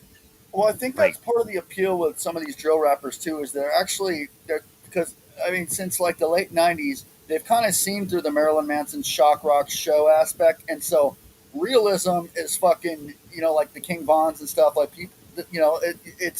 It's like taking gangster rap to the next level. To like, no, these guys are out here really yes, doing that shit, and so it's a double edged in sword. some instances. Well, Yeah, you got to think, like, okay, so look back at fucking like NWA and shit like that. The only yes, person in NWA who was actually living the life was was easy. Eazy-E. Yeah, And Eazy-E wasn't even a fucking rapper. Like, he had to be coached on how to do the shit, like how to yep, actually recite lyrics and shit like that, and then fucking went off on his own path, blazed his own path. And yeah. it's like, but Saw the business model, and yeah, then you have 100 other people who come out and say, hey, like, I mean, I love Snoop Dogg, but I mean, there's all kinds of shit that came out about, like, hey, well, this happened or this happened. Like, if you look at 6ix9ine, like 6ix9ine was like, yo, fucking, I want somebody to pull my car, and ain't nobody gonna do this. And I mean, I'm not gonna lie, for fucking ever, it seemed like 6ix9ine was untouchable. And then at right. the end of the day, he was like, look, like, it was all an act. Look at all these streamers like Neon and shit like that. Like, it's all a character, man. We're all putting on a character. We're all putting on, because we're trying to keep, like, quote, hustle and flow. Every man, it's their duty to contribute a verse into this fucked up world. Somebody playing. Oh, who's the dog's barking at? Probably me. But no, it's one of those things, man. Like, it's all for, I don't want to say it's all for show, because I mean, a lot of our shit is like real situations, because I understand, and as well as Omen, the ways that music can truly speak to somebody's soul, Oh, Yes, and absolutely. in that ways part. that, like, I feel so misunderstood by everybody around me. Holy shit, this person here gets me. Damn, they feel that shit too. I ain't alone in this cold world no more. Hey, I found unity in something. I mean, that's where all of us came into this Juggalo underground. Absolutely. We felt a calling to the camaraderie that there is, and it's one thing that I love about the Juggalo underground compared to just the regular rap underground. The Right. regular rap underground is so fucking cutthroat and so fucking grimy. It's not even funny, and it's like, That look, part. you don't. But here it's like, look, I want it. I don't want it to be that. I don't want you to support this person and this person and this person. No, I want to see everybody make it, Yeah. because We it's So like, want everybody to win. we're essentially what I think this would be like what third wave horrorcore. Yeah, essentially, I would think. and it's you know No, and that's a very it's just valid point because I've met local rappers that have never even left their state, and they're pissed off because they don't understand why no one fucks with them. That's because you got beef with every other fucking collective in town, and you don't leave your my fucking state. Exact, man. So the only people we fucking well with you are man your five homies. we had a homie that used to run with us back in the day, and his thing was is we were getting a lot of shows. We were getting a lot of fucking shows. Every But weekend. we were here every weekend, at least twice a week. We were on stage here where I live now.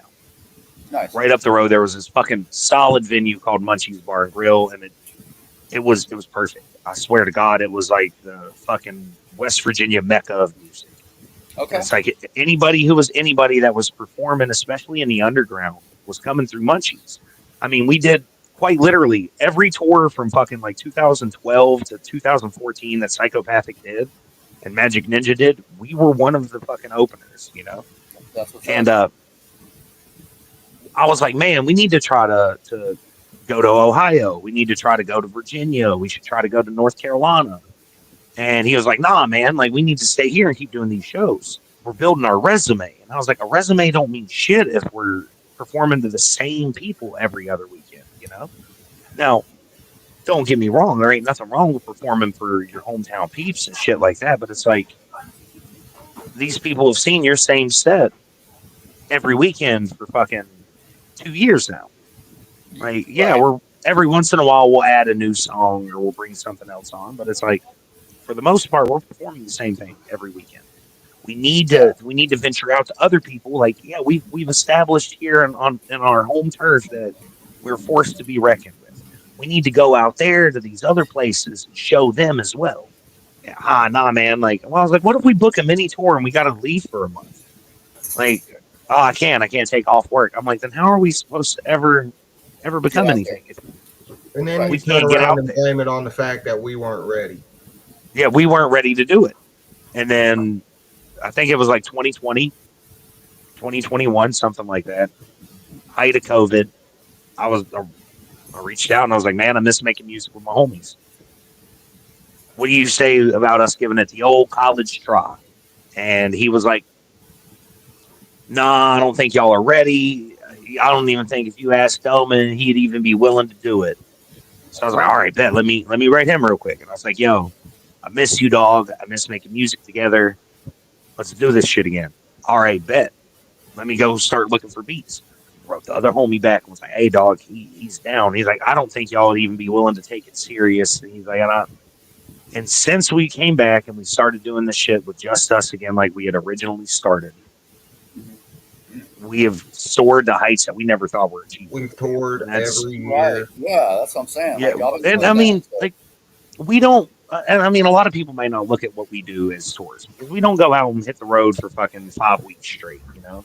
Like, we all have work, we all have families and things like that. So it's like, hey, we'll go out there and we'll hit fucking 3 months worth of shows, you know? But as a weekend warrior kind of deal. Like, hey, if we can get out to the venue, do 2 shows, and then get back home by fucking Sunday, big bet. We'll go do 1 show Friday night, go up, do the next show Saturday, wake up Sunday morning, head home. Come home, like the agreement me and my wife have had since I started doing music again, because I got 4 kids. A lot of people might not know that. Your boy got children. Right. And she's like, look, I ain't trying to sit out here and do this all on my own, by myself. $30,000 a night. Yeah. She's like, look, if you were to go out and make $70K over the course of fucking 6-7 months on the road, yeah, by all means, go out there and do that. She's like, but look, you better be able to come home. It's a different conversation at the end of the weekend and pay off a bill, you know, and be able to pay off a bill. Yeah, if you can come be able home to put money down towards the pay the light bill, go buy some groceries. Oh, he's in there. I thought he was screaming at his game again. He ended up playing Absolutely. Fortnite. But yeah, as long as we can, like, as long as we're able to come home and pay some shit, look, that's fine. Just you better come home with some fucking money, you know. And that's one thing that we have always made sure to do. Like, we go out, we do a show, and we grind our fucking asses off at the merch table to, you know, because a lot of places, aren't like, you know, you can totally be like, hey, I want $1,500 to come out and perform. You're never going to get Okay. booked that way. Unless you're looking Yeah. at, unless your videos are popping big numbers, you know, I mean, and a lot of people that get that kind of Exactly. money, their videos are over 1 million, and that is one piece of the puzzle. Yeah, but when you're doing it on a smaller level, like I had to kind of ground myself because I was doing crazy shit like hopping on Greyhounds with no return ticket to go do festivals and shit. You know what I'm saying? Like, and so Right. you know, it's like that, man. Like, and I on one hand I respect people sticking around and building the scene, but I also respect artists, and I also see the necessity of getting out and grinding the old-fashioned way. So yeah, be your hometown hero, but at the same point in time, set the example Yeah. and show them how it's done. You know what I'm saying? Like, set the And example, go out there and fucking tour. You know, and some guys right, don't have the foresight past that, in my opinion. exactly. People like And I mean, I had a and Siamese Goat God, yeah, man. I got. Yeah, It's just I'm like like shit. 4 or 5 times We a week you're seeing right. new Those guys are flyers blowing up with for a these reason. dudes' names on them, and Yeah, they're going to be on here Thursday. So yeah, man, fucking. And it's like it's dope to see. It really is dope to see because I mean, you know, there absolutely. are times like, you know, and it's crazy because like we try to get in with some people, you know, we really do, but it's like I said, our fucking fourth album, we've been working on it for a year and a half, and we're not even halfway done with it, just because we get Fuck it. so busy with fucking with life, you know. But Rome wasn't we've built in a never been the day. artists that we're worried about fucking. I've never been like I'm not worried about putting out one song at a time. You Right. know, because sometimes, like, you know, there's subject matter that goes beyond One a song. whole EP or a whole fucking album. And it's like, man, like, fucking Cold Air Totem 3 is a perfect example. If we released the song The Truth before we released our song Jammed, it wouldn't have made any fucking sense, you Right. know? But then, you know, vice versa. It's like, okay, so this is a song about them thinking about fucking killing themselves. And then fucking 4 months later, here's this other song. And it's like, what? But, you know, if you listen to them on the album release, like back to back to back, oh shit, okay, I get it. You know, killed himself. This is him in purgatory, whatever, having the conversation with whatever deity is there. You know, telling him what the fuck's going on. Right. Like, oh, makes and more sometimes, sense. Sometimes you need a whole album to tell a story like that, and I am big into conceptual albums like that. And I do. That's pretty much what Cold Air Totem 3 is. Mm-hmm. Like, it wasn't planned to be that way, but by the time we were down to like there's 4 or 5 songs left to be recorded, it's like, hold on, we're telling a fucking story, right? We got it. But then, yeah, and it's like realizing like halfway through, like, oh shit, all of these are connected without even realizing that they were connected. And then it was like, okay, now we just got to piece the gaps in between to show how this is all connected. And then if you go through and you listen to the full three tape discography, you realize that it's all 3 of them tell the same shit and fucking in a circle, like whole circle of life. Totem 1. Mm-hmm. Oh yeah. Yeah, Cold Air Totem 1 is the sequel. We did it like Star Wars, you know? Release the sequels before the prequel. Yes, sir. You drop it in. Yeah, you drop in halfway. Oh shit! Drop my phone. There we go. Dropping in We're back. But yeah, no, and that's cool. Like, and that's what I like about being an artist and having creative control over my craft and stuff like that. Is that I can sit there and dictate those shots and actually tell a story and do a prequel album if I wanted to. You know, I'm not saying I'm going to do that necessarily, but just having that artistic freedom, it's cool. Yeah, and that's why we've always told people, like, man, like, yeah, as cool as it would be to get signed to a label, and I mean, Jelly Roll broke it down perfectly. Like, 9 out of 10 times, you're just gonna get fucked. Right, like, you're gonna get a 360 deal. It's gonna no. This isn't a shot at Axe or anything, but like, look what happened to Axe, dog. Look what happened to Axe. They were on M&E. They were, you know, into the public eye, it seemed like doing great. I mean, me personally, I'm like, man, they out here. I can guarantee they making some fucking killer money. You know, at least fucking 5 figures. You know, $40,000, $50,000, $60,000 a year to where they can do this. You know, because you don't hear about them doing all this other goofy shit like all over. This shit ain't cheap either. And And then come to find out, like, they post these 2 songs and they're talking about like, yo, we ain't being paid. We want our tape. You see what happened with fucking Twisted and Psychopathic.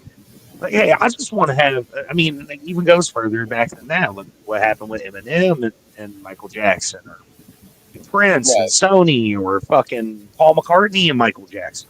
I just Right. want to have the rights to be able to say that, hey, if I want to release this album 15 fucking times, it's different names with one new song each time, I can do that. I have the right to do that. It's my shit. Right. Right. Absolutely. But you sign your shit over and without realizing it, and it's like, oh well, actually, we own that. You don't own it. I Right. know that Right. you put in.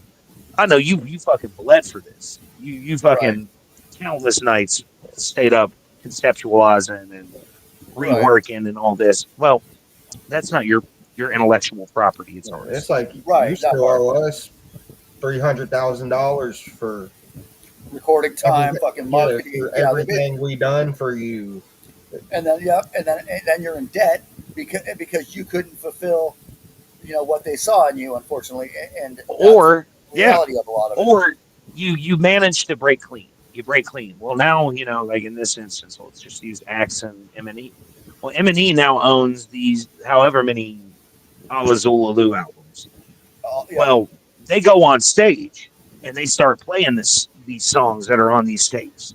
Well, now you got to pay me when you get off that fucking stage. Paul McCartney said it best. He was like, I hate when I go on stage and I play the song that I wrote, Hey Jude. And when I get off stage, I'm on a phone call with fucking Michael Jackson's people wanting X amount of money for me performing his Right, song. right. And a lot of these clubs, they'll get the blanket PRO licenses so you can do covers or whatever, and that usually covers that, because they pay for it annually or whatever, and then that takes the royalties and gives them to ASCAP or BMI. But at the end of the day, like, you still don't own your own shit, and that's fucking crazy in some cases. Like I know with my label personally, I ain't trying to take people's masters. I want artists to come into their own and fucking be creative, and I know Greytown's like that too, which is cool. And fucking, but some of these bigger labels, yeah, you're gonna sign away your masters. You're gonna fucking basically, oh yeah, they gave me $1 million budget. Guess what? That's recording costs, marketing. Next thing you know, you're in fucking debt more than you've ever fucking made off any song in your life. If you were fucking smart and you're not one of these people, and this is one thing I've always said, like the only way I'd ever sign a deal, like an actual record deal with like a major label, anything like that, yes, sir, would be like, look, I just want to obtain ownership of the music. I will work my ass off for you. If you're willing to pay me X amount of money each year, blah, blah, blah, blah, well, okay, they give me that $1 million signing bonus. Well, I'm going to go and I'm buying myself a studio. I'm just going to buy some top of the line equipment. I'm going to record, mix, because the homie Gallo saying he mixed and mastered Tall, Dark, and Ugly, a lot of KDT3. Fucking every time I record anything now, I just send it to him because he's managed to find how I've always wanted myself to sound. That's I'm like, dope. yo, this is fucking beautiful. This is beautiful. That's cool when you and connection like that with somebody.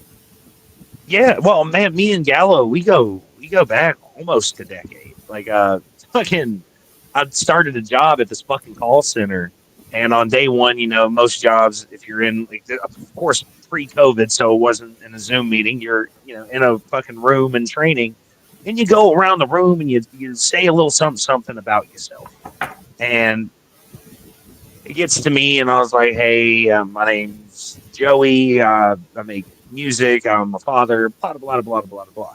And then he gets up and he's like, my name's Harley, and I'm interested in making music and filming videos and stuff too. And me and him we realized we had so much shit in common and became really good friends.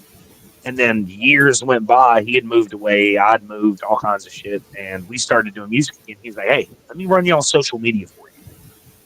Hey, let me film some music videos for y'all. And he came in, and it's just like his editing skills and like his know-how of like how algorithms and shit work.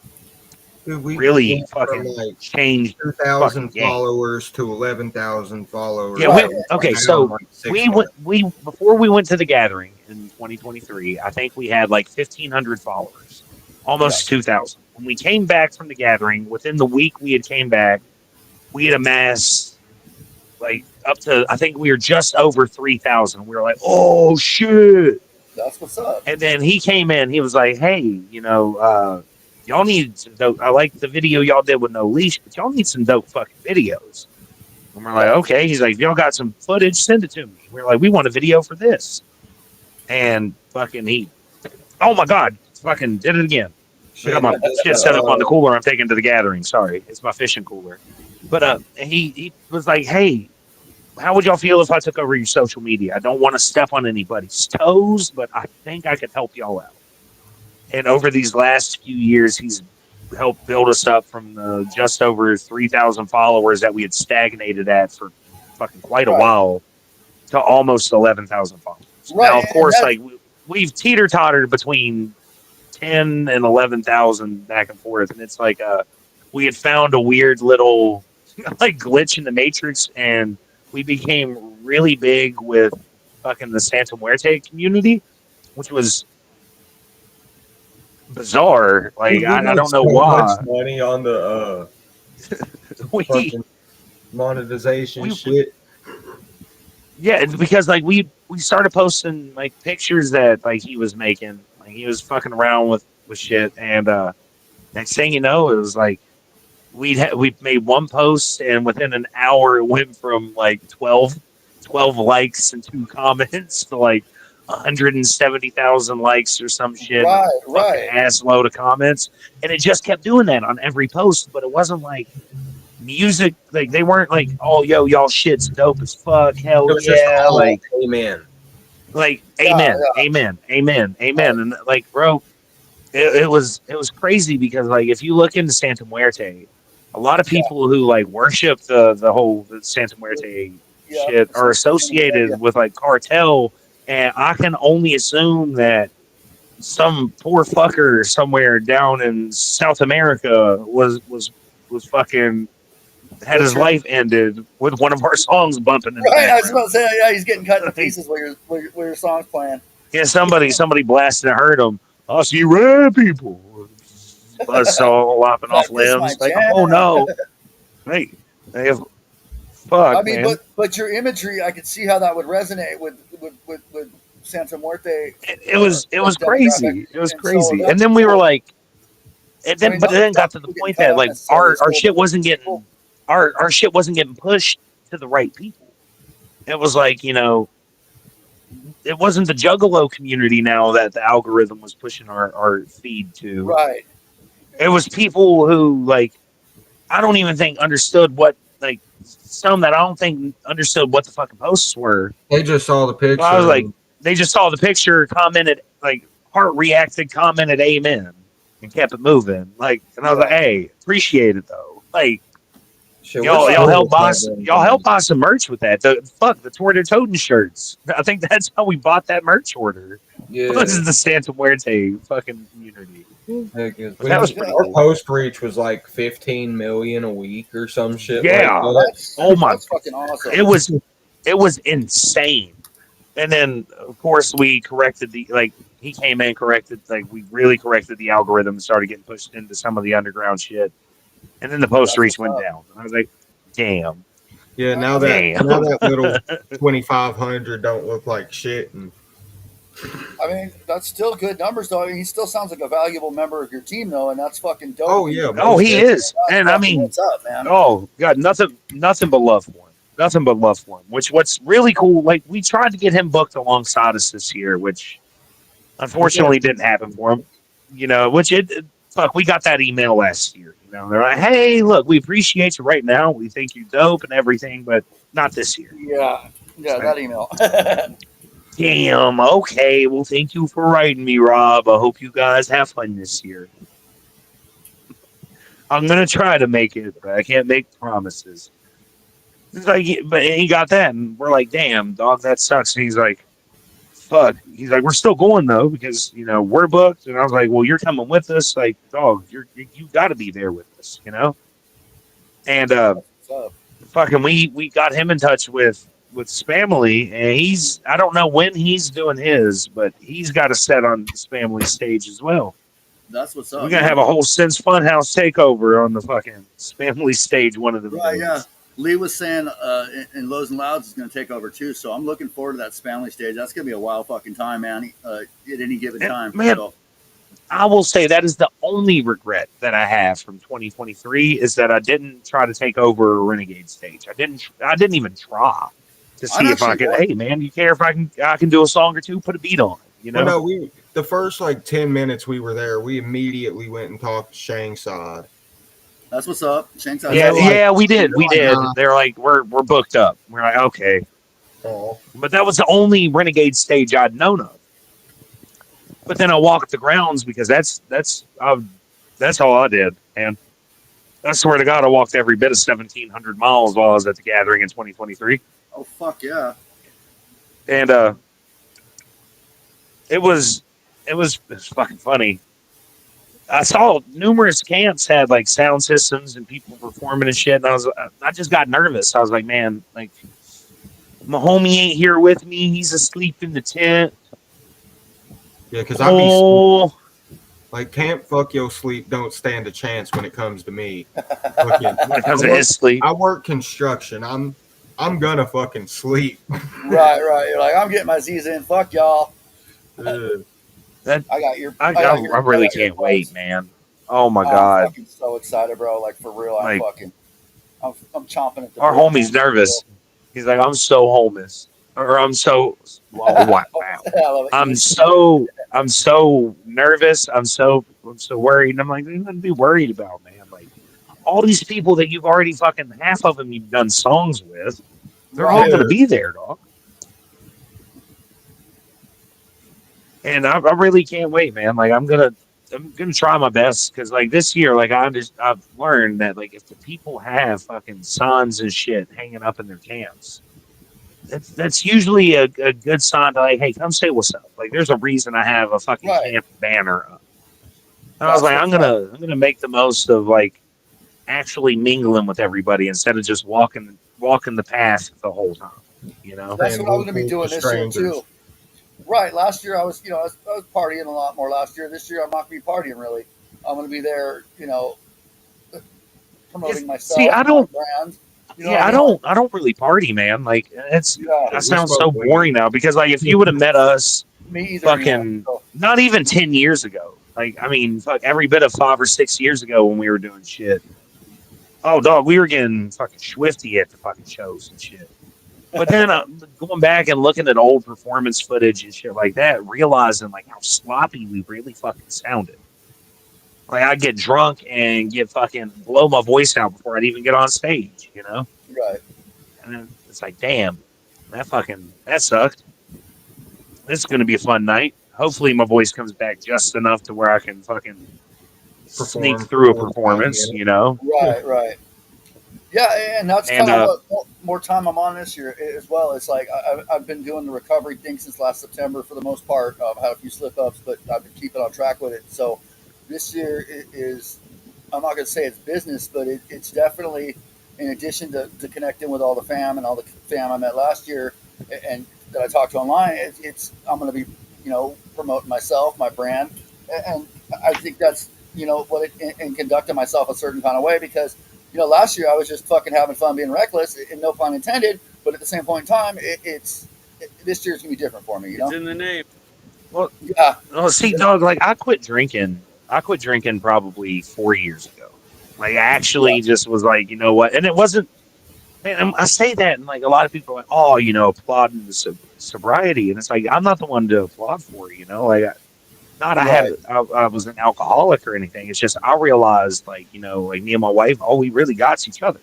All our kids really have is us, and it's like both of us are shit faced one night. Just say get into a loud argument, or we're playing our music right. too Yeah, loud, or there's so many whatever, and the fucking cops show up. variables with that situation. Yeah, Yeah, and I was like, you know what? I enjoy smoking weed. I realized that when I'd get drunk, like, because I had like no limit. Didn't put a cap on it. I was just glug right, glug glug until I'd throw up, and then next thing you know, it used to be I could get 3 hours, 4 hours of sleep, get up, bounce right out of bed, go to work, right, and then it was like, damn, now I'd go to work and I feel like shit, and then it was I'd call in, and then it took me 2 days to recover from drinking the night before, and then I right, was like I felt like shit for days after, and I was like, man, that's a sketchy ass habit that ain't keeping up with what I'm trying to do. I'm like, I think because Ron White said it best. He's like, every man is given an amount of alcohol that they're allowed to consume before it consumes them, and I drink my fill. Right. That's Maybe in where my I'm at next too. life, I'll come back and I'll drink it a little slower so I can enjoy it longer. Maybe. But Yeah. For me, it's I don't see myself drinking anymore because it's like I'd much rather just get fried out my mind, like smoke a couple dooberts right. And I than might do that. I might do a little of that at the gathering. But I've been done drinking for a I while mean, as well. I swear if I can come across DMT at the gathering, I'm gonna try it. I'm trying it. I want It's to. I not want to see the if fifth you dimension. can, it's when you can. That's a good time. That's a good time. I'm not gonna lie. Because I mean, and it's cool to know. Like it's one of those things. Like knowing that it's hey, look, you hit this motherfucker 2, 3, 4 times, you're gonna be high as fuck for 30 minutes, that's maybe. about it. And then guess what? You right back to earth, dog. You good. Yeah, it's not like acid where you're 9 hours later still tripping. Or fucking same as like Free. mushrooms too. Like you Right, fuck right, up right. and 3 days later you're finally coming out of it. Right. You're just DMT now is like the tracers are going away. DMT is a little bit. It's a lot shorter, but it's just as intense. And I think it's I've subjectively, heard. if I had the choice to do that between acid and mushrooms or DMT, I would take DMT every time. I Subjectively. mean, I had a friend Or who just take a came big back from rip of Australia, 68 salvia like the old days. Ooh, right? that, Yeah, no, I mean, I no. totally. I think last time I smoked The OG salvia salvia smokers, long rips of fucking Yeah. salvia. 2007 or 8, dude, and my ex girlfriend found me on Yeah, the street screaming, "Help me!" And this probably happened within a span of like 5 minutes. Yeah, bro, fucking I was in the house when god, I hit it. salvia was fun. Salvia was fun. I have a different experience, but to each their own, man. With that, like that, I mean, that was not for it me. was never fun in a good way. It was always fun to watch your friends, absolutely Okay, lose their tap hard. minds for 35 seconds, Right, and then they're back. Like, holy shit, man! Holy bro. shit! Like All right, so. my turn. My turn. So the first time I'd ever done it, me and my friend were. I was in a punk band at the time, and I had done a show in Riverside, California, and I lived in Orange County. And fucking, he's like, "Yeah, I got this stuff called salvia. We'll try it on the way home." I'm like, "All right, cool, whatever." Dude, we took a fucking hit. This dude pulls over on the fucking freeway like it's Cheech and Chong in the middle. Lucky it was the middle of the night, so it wasn't any traffic, dude. And I'm looking up, these fucking lights are just bending like the fucking McDonald's arches and shit. And he's fucking, I'm like, "Bro, we need to fucking move." He's like, "I can't." I'm like, "Fuck." Like, and so my second experience was the one where they found me in the street yelling, and I was like, "Dude, that's enough for me." And I had the hardest time wrapping my head around why that was sold in fucking tobacco shops. Like that just blew my fucking mind. Like you could get No, that. bro. Like, I'll never forget when all of our homies were on fucking papers back in like 2007, 2008, 2009. And Also, K2. we were smoking K2 and fucking God. incense and shit. It fucking right, There was one time because we came up to where I live now. There was a porn store, and like they didn't really ID. You could go in there and buy your shit, and then you go on about your business. And we went in there. We bought a bunch of fat fucking bags of I can't remember the brand it was, but K2. We went out in the parking lot and we all rolled up fat ass fucking blunts of this shit and Oh my got God. fried out of our gourd, Oh. man. And everything turned claymation. bro. Everything turned claymation. So driving down the highway and like our homie Paul, and it's crazy because it's like almost like the shared DMT experience. We all saw the claymation shit. Like Right. he'd pull off to the side of the road, we'd all like rub our eyes, and we'd go back to normal, and then he'd go to drive again, and then everything was claymation again. And it just the whole way home. What was a 45-minute trip took us fucking like 3 hours to get home. Don't you remember the time up at Sage's house? Me and Scholar had beef at the time. One of our homies, Scholar. Me and him had beef at the time. And we was up there. They had us in 2 different rooms because it was brothers. I was hanging out with one brother. He was hanging out with the other brother. And they kept bringing blunts back and forth of this shit. And hell, we were smoking all day. It'd probably been 4 or 5 hours of just blunts never going out. And they tried to make me and this dude fight because they knew we had beef. Oh, was that? I think that was the same night that fucking that home homie tried fucking bath salts too, and tried to And pull Oh his tried to my rib pull his god. cage fucking apart. ribs out. Yeah. Oh my Yeah, he god. tried to pull his rib cage apart because he's like, my heart's not beating, and was like, we were like, oh hey, you had to punch homie out to get. It's not gonna solve it. That's fucking crazy. Go stop it, I knew a stop it. dude who You're used to scaring shoot us, bath salts. man. I'm so fucking glad. I'm so fucking glad that like we just smoke regular weed now and not fucking incense Right. anymore. Because I mean, it was a huge fucking craze. Like my little brother loved the shit, man. It's still He a was thing like, some yep. places. Is what I was gonna say. Like when I was in Salt Lake City, I was I was on the streets out there for a little while, and people were still addicted. They were addicted to the K2, and like, hey, you got any spice, man? I'm like, are you fucking? What year is this? Like, what? I'm like, well. but yeah, It's and the people would thing smoke is this it's shit. It was because of crazy. it's one of those things where fucking it doesn't show up in drug testing. That's why a lot of people would do it. I mean, Right. my little brother was on papers at like fucking 13 years old, man. Like little ragamuffins running the Dude, street, you know, like Mm-hmm. we really were. We were always out there just fucking shit up all the time. like we were fucking But shit up, but he was he like was just bad. destroying He's like, hold my God. K2. it. No. Oh my god, bro. I think you were with us. We were walking from my house up behind Kmart over to I think it was to your house to go get a bag of weed. When he And robbed fucking that it was like us. snowball, No, it was like us and Cody Daly and shit. And we had the snowball fight. And and he fucking he robbed that snowball lobbed the like fucking snowball like $400. 300. Yeah. Like I swear people think that we're bullshitting when we say this. But my little brother fucking we packed the snowball. There's a dude who just walked out of this Wendy's and he had like leaned up against his van smoking a cigarette. My little brother, like I swear, we were every bit of fucking like 300-400 yards away from this guy. And he just tossed it just like that. Up overhead, just lobbed it. Tag him. And like this guy's hitting the cigarette, we're watching it, and like it's falling, and we're all like, "Man, it looks like it's gonna hit him, but there's no way it's gonna get anywhere close to him." And this guy is just watching this come down, pow, right in the fucking face. Oh, fuck. And then like we're sitting there and we're all laughing and shit. We're like, "Oh my god, and get up to him, and he leans down and like scoops up some snow, and there's like 7 of us. I mean, we were teenagers, and we're like, "You don't want it, dog." And he got, I think, one, maybe 2 snowballs off, and then it turned into like he looked like he was in an action movie, just getting lit up with fucking snowballs and shit. And then like his whole work crew came chasing us down later on down the road and shit. And we had a homie like to this day I still love him to death. I haven't seen him in probably a decade. But his name was Arthur Mann, and he was like 4'2" on a good day. And this dude like hops out the truck. Like this dude was like 6'5", big Jack's motherfucker. You throw snowball at me, and like little Arthur Mann, fucking little Chihuahua let off the leash. He's like, "Oh, you want it, bitch? You want it, bitch? I'll fuck you up right here, motherfucker." And then like insulting this dude, like he was the one who got me ready for the first and only time I ever actually rap battled anybody, because he would insult the shit out of you, like he just roast the fuck out of you. But he's like roasting this dude, and then like looks at his old lady who's sitting in the fucking truck, not even saying anything to us, and just starts roasting the fuck out of her too. And this dude just turned around and savagery. got back in his truck and drove off, and we're like, wow.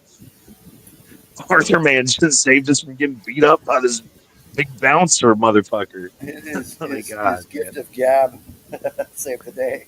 it was funny, man. It was fucking funny. Oh god, That's crazy. I really can't wait, man. Like, there's so many people that are performing this year that I can't wait to fucking see. Like, I'm gonna say Ouija Mac's not really my cup of tea musically, but I will say he puts on like a dope ass show that I am gonna check out. I thought it was funny. Thing I haven't heard Yeah, several people say that. He has great stage presence. He does have great fucking stage presence. There was this camp that I'd met in 2023, and they were like, "Yeah, we gotta dip out, but if you get the chance, go watch Ouija Mac just for us." And I was like, "Man, not a fan of him. Like, his music isn't for me. You know, I don't vibe with it. Like, it just Yeah. But I was like, you know what? I was walking around and I noticed quite literally almost everybody at the gathering had pushed over to Ouija Mac.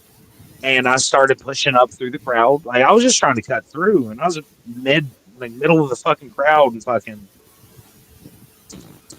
when like here little wee wee comes, like fucking. I was like, oh shit! And I mean, I ended up staying and catching the rest of the set, and I was like,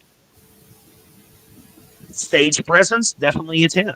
You know, like killed the shit, killed it. No, I mean, again, musically not for me, but I mean, you got to give it to him. Like, I mean, he throws the fuck down on stage, man. He does throw down on stage. I caught him last year, and I actually enjoyed it. And I do like some of his songs. I'm not gonna say every single one of his albums is like in my fucking top 10 anywhere close type shit, but he does have some bangers, and I had the chance to catch him last year. And I really enjoyed it. Man, like I went through, and I mean, I gave him. I didn't sit down and listen to like straight albums, but it was like got on YouTube and just was like, you know, most Right. popular videos type shit. And I was like, none of it really speaks to me. Fair. And I do see that Kyle said something about the backing vocals. I will say that was the one takeaway that I had from his show that he did was, yes, he uses his live, like, again, live tracks, but he essentially relies on the live tracks. Like, I mean, he's over there fucking like Soulja Boy, Superman, that hoe, and the song's still playing, but you see that a lot in rap now. You do see that with a lot of these really big artists, Right. Playboy Cardi, Right. Travis Scott, all these guys. They're Yeah. out there fucking Justin Timberlake, fucking the last show he had. What was he doing? He had the crowd, he'd sing 2 words and the crowd was singing 5 bars. And then, Right. like, man, you could do that for a minute, but it's like, damn. I mean, right. But hey, it is what it is. He still puts on a really cool fucking live show. And at the moment, I know. at this point in his career, people are going to pay money to see that. So why would he? You know, why work smarter, not harder? Why fix what's not broken? You that know? part? Yeah, Why fix what ain't broken? that part. It's mostly dance moves, and yeah, I agree. I do agree. But I will say, like, I mean, apparently he got the kids mesmerized. These kids out there fucking doing forklift dances to him, you know? Right, the whole new generation, and that's good because he's essentially carved out his own niche within the Juggalo community, and he's the biggest. He's the biggest part of that right now. You know, the Chapter 17 has brought in a whole bunch of new kids onto the fam. I know. Yeah. Some people, oh, these young kids don't know shit, and I get that. Like, I'm not going to say that though because I don't agree with that statement necessarily. It's just they do things differently. And that's the reality of it. They grew up in a different time. So, of course, they're not going to have the same perspective as someone who came of age in the late 90s, early 2000s. You know what I'm saying? Exactly. They grew up with different influences and different things at their disposal. So, I mean, and I've gotten into this with some of my older homies about it, too. It's like, you can't necessarily be mad at kids for doing shit differently. Like, you know what I mean? You're like, basically, old man yells at clouds right now. You know what I mean? Like, and so... I mean, but I do, like, as purely a hip hop fan, like as purely a rap fan, like from a rap standpoint, I do hate that hip hop and rap has gotten to the point that it's no longer about your technical skill; it's about your clout, your popularity. Right. It's like you could be the. And 6ix9ine even said it's crazy to even say that. 6ix9ine even said he's like, there's probably 1,000 people in my live right now who rap hella better than me. Hella better than me, but they'll never be where I'm at. And it's like, you know, and it's a fucked up thing. It's like, man, you know, I miss the days of an Immortal Technique says it. He's like, I miss the days of when a whack motherfucker would get booed and then thrown off stage. Right. You know, like, and that's just not an aspect. We need to bring back tar and feather and whack MCs. Run them out on a rail top. I mean, yeah, there is that though, because I mean, like you listen to some modern stuff, and I'm not going to say. I mean, I get caught into a catchy hook like anyone else does, but at the same point in time, like it's just a different vibe. The 5 elements really aren't a thing anymore, or the 4 elements. I mean, fucking, you know what I'm saying? Like it's just a different time, man. You know, you got Lil Yachty, Lil Uzi Vert doing shit differently. Like all the gangster rappers are singing in auto tune now, like in the melodic, right. A lot of them, and it's just a different time to be alive. Like. You know, and everybody wants to be okay. So you see this artist have really, really, really made a bunch of fucking money for themselves doing this one thing. Right. Oversaturated with a million other artists doing the same fucking thing. Trying to do the same damn thing. That's why I But do like that there is, especially this year, there is a lot of diversity when it comes to the rappers that are performing all I would agree across with the that fucking Oh, statement. stages. absolutely. Absolutely. I would agree with that. You got some like, and I don't mean it in a bad way.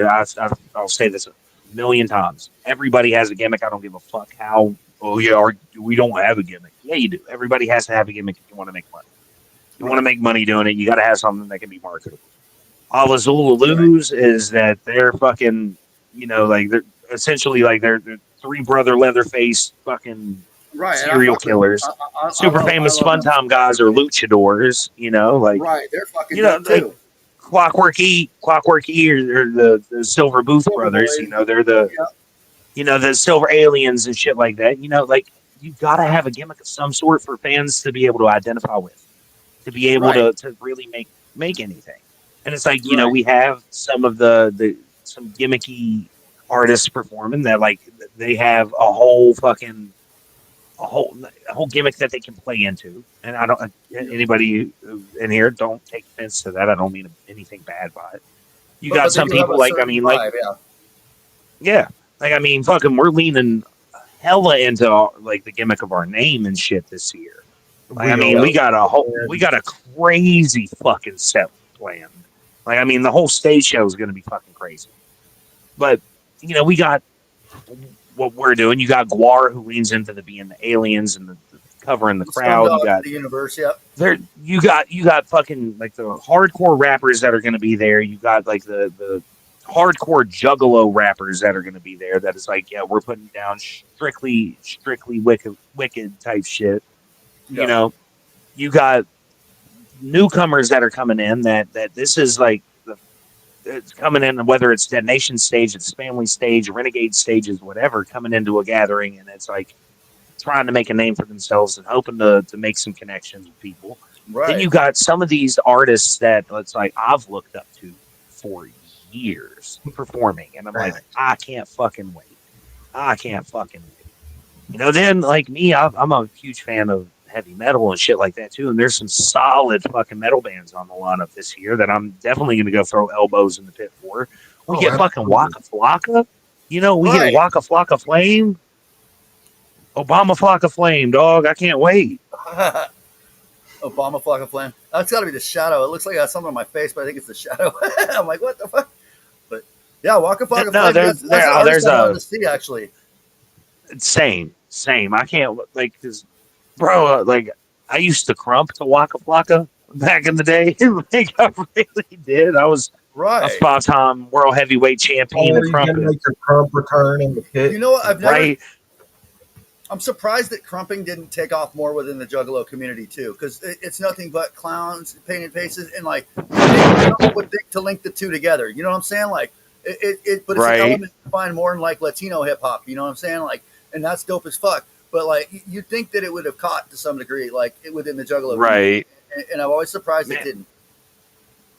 I just hope everybody ready. I'm slinging 2 liters, completely closed at everyone, then letting them bake in the sun for days. By the first song, right?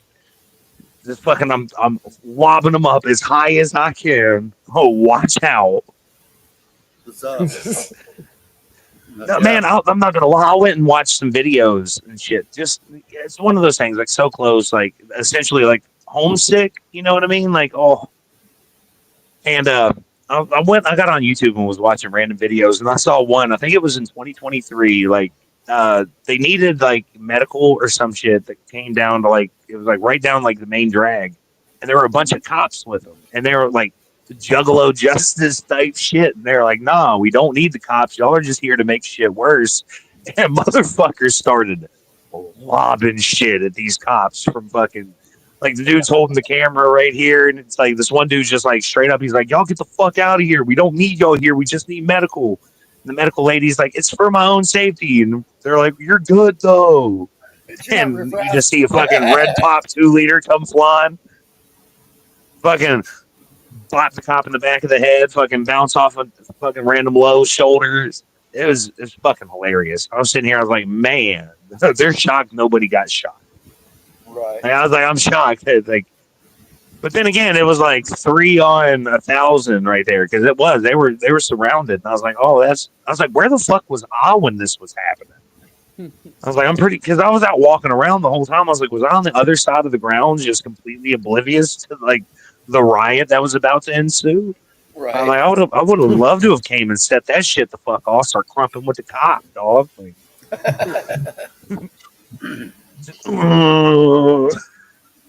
God. No, man, I'm excited. I can't wait. I really I am. know we're going to be rolling in later on in the evening of day one.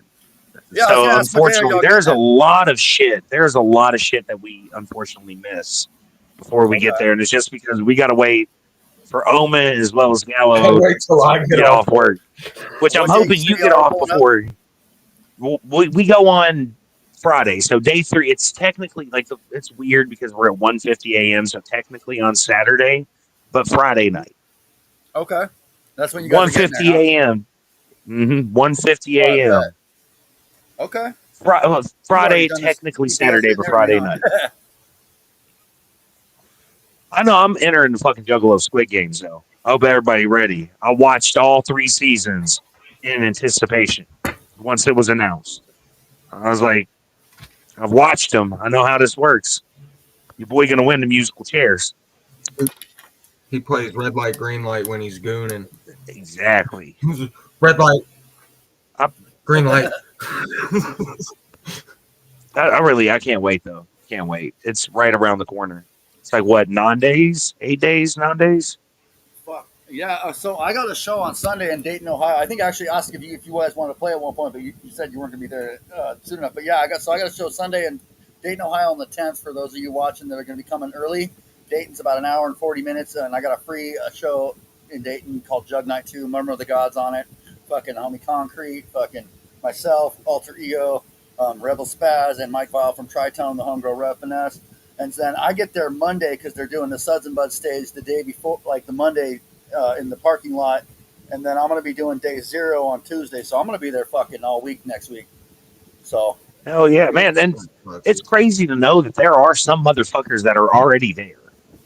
right, Like that just part. chilling. There's people already there chilling, and yeah, I've seen postings saying, do you even gather if you're not there, or you're a Juff, or what is this? I don't remember what the fuck the post said, but something. If you're not gathering already, you're a Juff or something. I'm like, that's fucking hardcore, Right. And I'm like, man, and like, hey, I think it's cool as fuck, especially if you one of the RV homies. Like right? anybody who got an RV that wouldn't mind to let me come through in the mornings and poop in it because like Let me come blow up your shit real quick.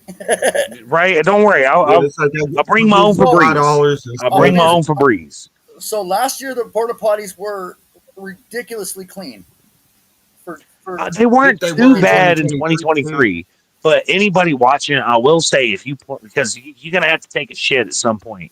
At some point, you're gonna break down. Dude, I had to run like a quarter mile barefooted in the middle of the night. The porta potties were ridiculously clean last year. For gathering in the Juggalo standards, they were not bad. They weren't quite. But bring you some Lysol wipes. Bring Lysol wipes. Anybody who, because I mean, ain't nobody trying to catch a fucking bump on their ass, you know? Right, that part. You don't want to get a taco on your ass or something like, you know what I'm saying? It's like ain't nobody trying to get that. So bring you some Lysol wipes. Like me, just because like it's sweaty as fuck, and ever since I had kids, like baby wipes are a miracle, you know?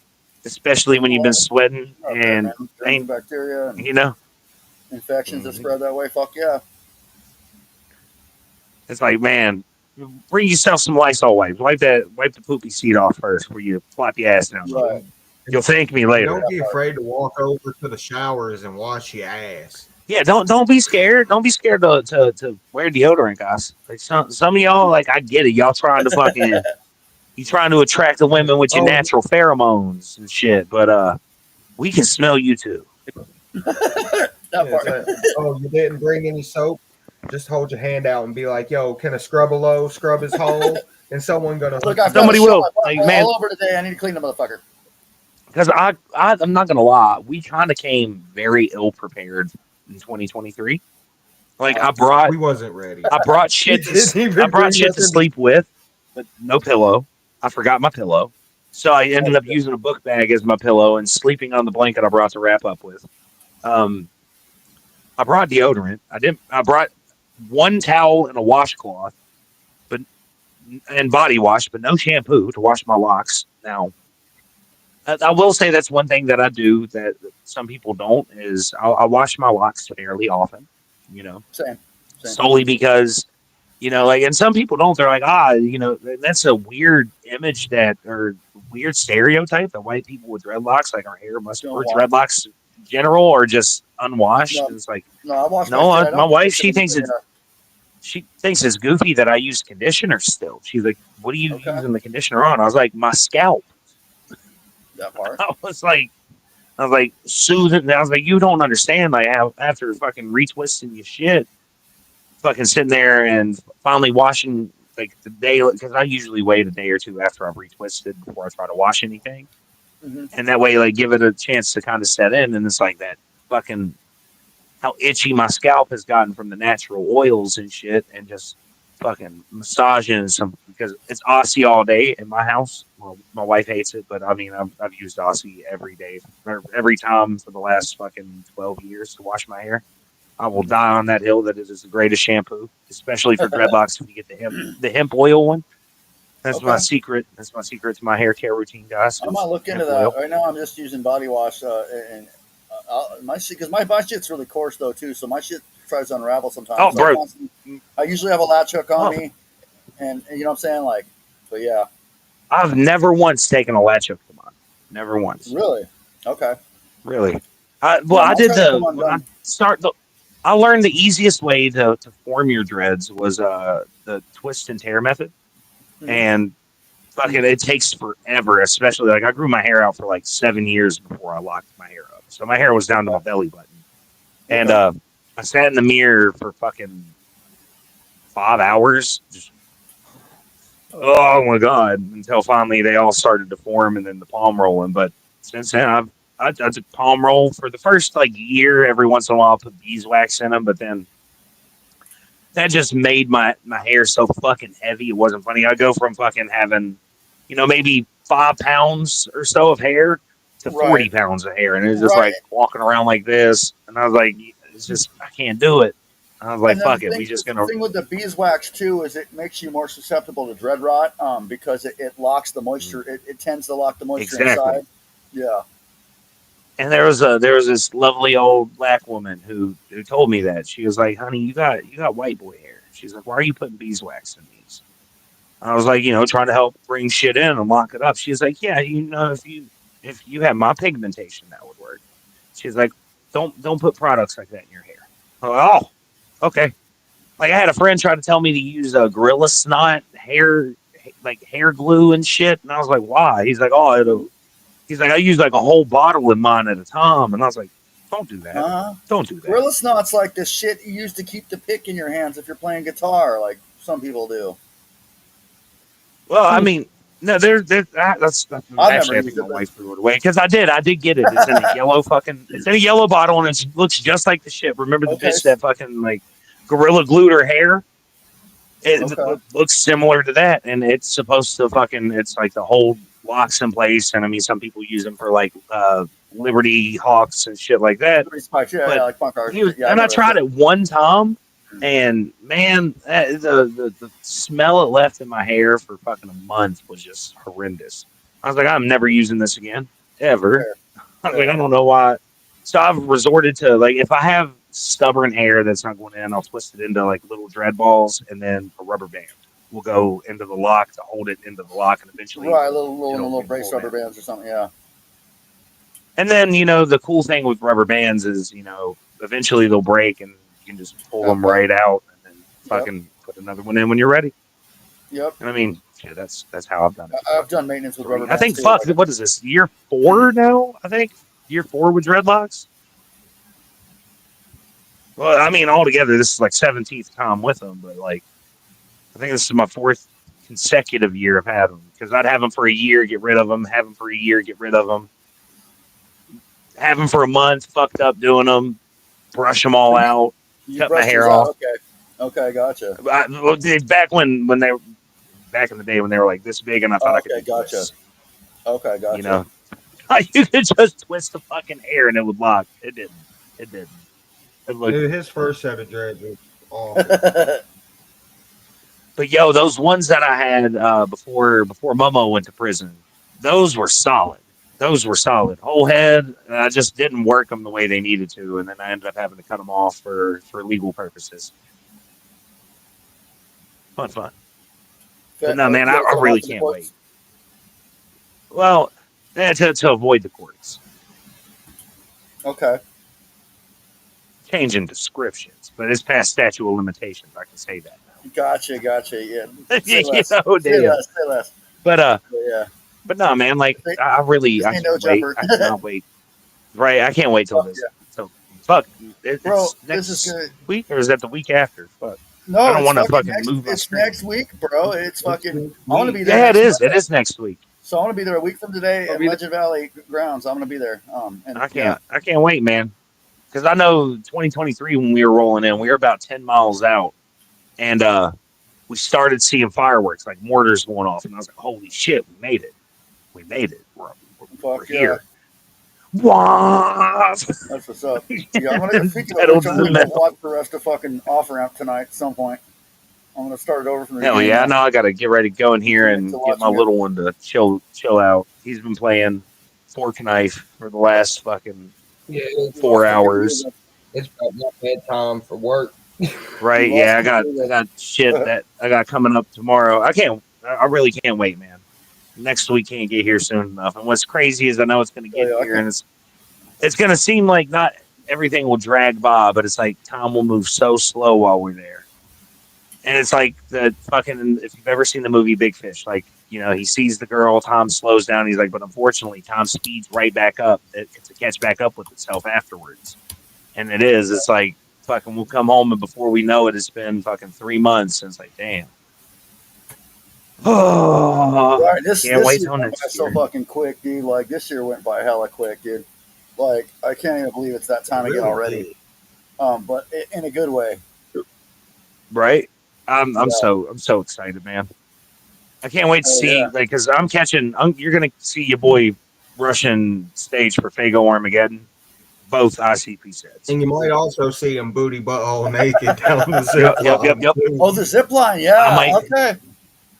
Yeah, they're doing that day. I think it's day 3 and day 4. So they're not doing it the whole time. Shut down. As soon as I get up there, nothing but tube stock. A bunch of inebriated, fucking half naked or fully naked juggalos fucking been partying all weekend. What could possibly go wrong with a zip line? You know what I'm saying? Right. They might shut it down before it even opens. They're just going to look at the line of people waiting and be, nah. Yeah, I can't wait, man. I can't wait. Hell well, yeah, thank you for joining the shit, man. I appreciate you joining in. Appreciate you. Yeah, it really has been. I can't wait, man. So yeah, we all gonna have to link up. I know we're planning on camping in Loon Woods. Okay. Just because, like, for strategic purposes, so we don't have to carry our shit so far from the fucking camp to the stage, you know. Absolutely. I don't want to like spoil too much, but like our stage setup is probably well over 150 pounds. Oh, God. No, I'll definitely be there for y'all for sure because you guys are one of the acts I wanted to catch this year for sure. I know initially I was trying to go to a festival you guys were playing in Blue Ridge, Virginia, like last year the year before last even maybe.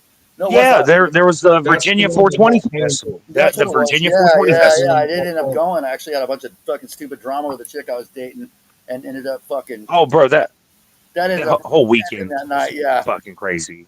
Was it a good weekend? You guys did Dope Sick Picnic too, didn't you? That's another one I want to No, we didn't do Dope Sick Picnic. Oh, okay. But we had who was it? Like Baby Tooth and all of them. They came out because we had a 420 show set up. We were supposed to do, like, we were doing a show with Cottonmouth Kings in Dunbar. Then we had the Virginia 420 Festival. And then we had our own little 420 gig that we had booked called Rolling in Virginia.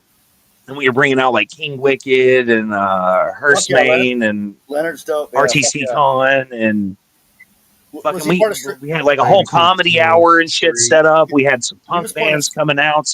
Like it was, but the day we got out there, the night before, we saw like the dude was getting all the lighting and everything set up, so we got a chance to walk around the venue, and we're like, oh, this is fucking perfect. This shit's gonna go slap the fuck off. I can't wait till tomorrow. Well, I slept in a little bit. Like, they woke me up and they're like, hey, they're calling us, telling us like, when are we showing up? When are we gonna get there? And as we were heading to the venue, somebody sent us a picture and then a video. And the picture was of the Virginia Drug Task Force with their fucking SWAT van blocking the entrance to the venue. Like the road that came into the venue. And then the video was of everybody that was inside the venue outside on hands and face, like face down on the concrete. Wow. That sucks. And we were like, oh shit. So we were scrambling. We had another venue because we were going to sneak away for an hour or two. And they were going to pay us for our time to come over there during the comedy hour or whatever. And we were going to perform over there, help pat our pockets a little bit, like all the shit we can do to make some money. Absolutely. And we get over there, and the Virginia Drug Task Force is also over there with fucking the big SWAT vans. And they had it was like, not a Dodge Durango, but like a Dodge Ram 1500 pickup truck and bro, when I tell you that they had bags, like the whole bed of this truck had bags stacked up where they should have thrown a tarp over top of it, just full of shit they confiscated. And we're sitting there like, damn, we planned this out. We had our first venue fell through. They're being raided. We don't know if we're going to get a chance to go back over there. The second venue that we had planned out is getting raided, and they're not going to open up today. And we were like, fuck. And we went into, there was another smoke shop right next door, and we were like, hey, are y'all doing any live music today? We were supposed to do some shit over here, but, went into it, and they're like, well, we got my stepdad and his friend coming out, and they're going to play some music for a few hours. Y'all can use their sound setup. And here we're waiting on them to show up with a PA. This dude shows up with an acoustic guitar and a microphone with one of them little pocket amps. And she was like, well, if it's not loud enough, we got a boom box and we can hold a microphone. And I was like, no. So we scrambled. Omen knew a dude over in like the neighborhood that like his old lady's mom lived in. And he had like this DJ fucking setup that he wasn't allowed to use because it was too loud for the neighborhood. And it just sat there like collecting dust essentially. And we were like, hey, can we use this for tonight? He was like, under one condition, and that's that you bring me to watch y'all use it because I've never got to see this thing turned all the way up. And we fucking rattled the windows out of that fucking place. But of course, there were some people. It just seemed like they were like, "This is a big clusterfuck." Blah blah blah. And I'm like, you don't understand that we're managing to pull this together while the fucking DEA has been tracking us all day. Has shut us down every step of the way so far, and they might even bust in here any minute. At any minute now, and fucking shut this shit down. But they didn't. We sat out there and fucking our homie Gallo Saint has a song that I'm featured on called Fuck 12 that was completely inspired by the events that happened that day. And shit, we'll let everybody know real quick. We're doing it at the Gathering this year. Okay, fuck yeah. We're doing Fuck 12 at the Gathering. It's going to be fun. That's going to be a chanty chant song. And I hope that there's cops within earshot of us doing that because it's going to be fun. I mean, what the fuck they going to do anyway? You know what I'm saying? Get flipped Shit, off. they probably fuck with it. They might see my butthole. They'd be like, oh, y'all talking about Virginia State Police? I'm talking about fucking Ohio troopers. Ohio troopers are chill. Right, that part. Man, when we were in Cleveland, I was standing outside of that venue all night long because you couldn't smoke in the venue. But I was standing outside that venue all night long, blowing down fat fucking blood. Dude, you can smoke in public in Ohio. I was like, nobody fucking with me, nobody telling me to move. Oh, Juggalo Gamer says they're still announcing shit. Yeah, I mean, they everything has been announced on the timeline. So they're now just catching up to what's been released on the timeline.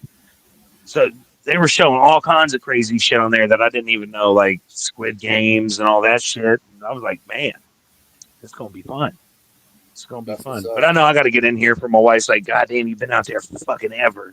Right. Yeah. No, I appreciate the time, man. Like, this child's going fucking. It's been a cool fucking show. No, it's been lit, man. I can't wait though. I can't wait. Like I said, if all goes according to plan, we'll be camped over in Moonwoods. If not, then Yeah. we're probably going to be camped That would over be an oddity. like might camp near Candy Mountain. Who knows? Who knows? Right. You might have we We might camping wherever there's fucking trees, and I don't got to be out in the trees sun that I all can hang day. my hammock on because I'm bringing my tent, my Right. hammock, Yeah, fucking. Hell yeah. and I'm letting my balls clap in the breeze during the hottest part of the day. Might as well. It's gonna be fun. Fuck yeah. Well, I can't shit, wait. man. I can't wait, y'all. Y'all got any shout outs you want to give before we call tonight? Fucking everybody that supports us. So of course, we gotta give shouts out to you for having us fucking on here, man. Like we're so happy that we're finally getting back into the fucking like doing the lives with people and shit again. Like we did it for so long, and then Bartle and all these other fucking channels that we were doing shit with just stopped doing it. And I was like, no, Bartle, where'd you go? He's coming back, dude, and that's what's. I'm so happy for that. Dude, right? Yeah, he was one of the first interviews I did. Not first ones, but first ones. I think one of the only ones I did in 2023 was this show, and it was fucking dope. Yeah, in 2023, we were all over his fucking show, man. We Right, really right. were. Just like every other week we were on Bartle. Which now that he's coming back, we got to bring that back Right. again. No, I'm looking forward to doing it again, and I'm stoked that he comes on sometimes to co-host with me. That's fucking dope. Oh yeah, I'm definitely going to be popping in tomorrow. That's what's up. Yeah, it's gonna be Almost fun. there. And like I said, I've got detonation stages and one iconic stage interview this whole week, and that's what it is. I'm going to close it out on the 8th until gathering, and then I'll start back up after gathering. I'll have Midnight and Yami on the Sunday after. So we're rolling. Yeah. Yeah. But fuck yeah, man. Thank you guys again for coming by. Real quickly, I want to shout out fucking Juggalo Gamer Remington for fucking supporting. I want to shout out everyone that came in the comments tonight. I want to shout out y'all for coming on. Kng Gooba, his phone died. That's why he bounced out. But yeah, it shout happens. out to Kng Gooba for coming and co-hosting. And again, tomorrow night we got 216A and Bartle Boss going to be the co-host. I want to shout out Tara Large. Love you, miss you. And Lost Tribe in Greytown, man. But you know, man. Can't wait to get together, man. Yeah, I can't wait to meet y'all and stuff in person. Oh yeah, it's gonna be a blast, man. It's gonna be a blast. Fuck yeah, then But we will catch you. Oh yeah, dog. See you at the gathering, man. Whoop whoop. Absolutely. All right. Whoop whoop. Holla holla holla holla. We out. Holla holla.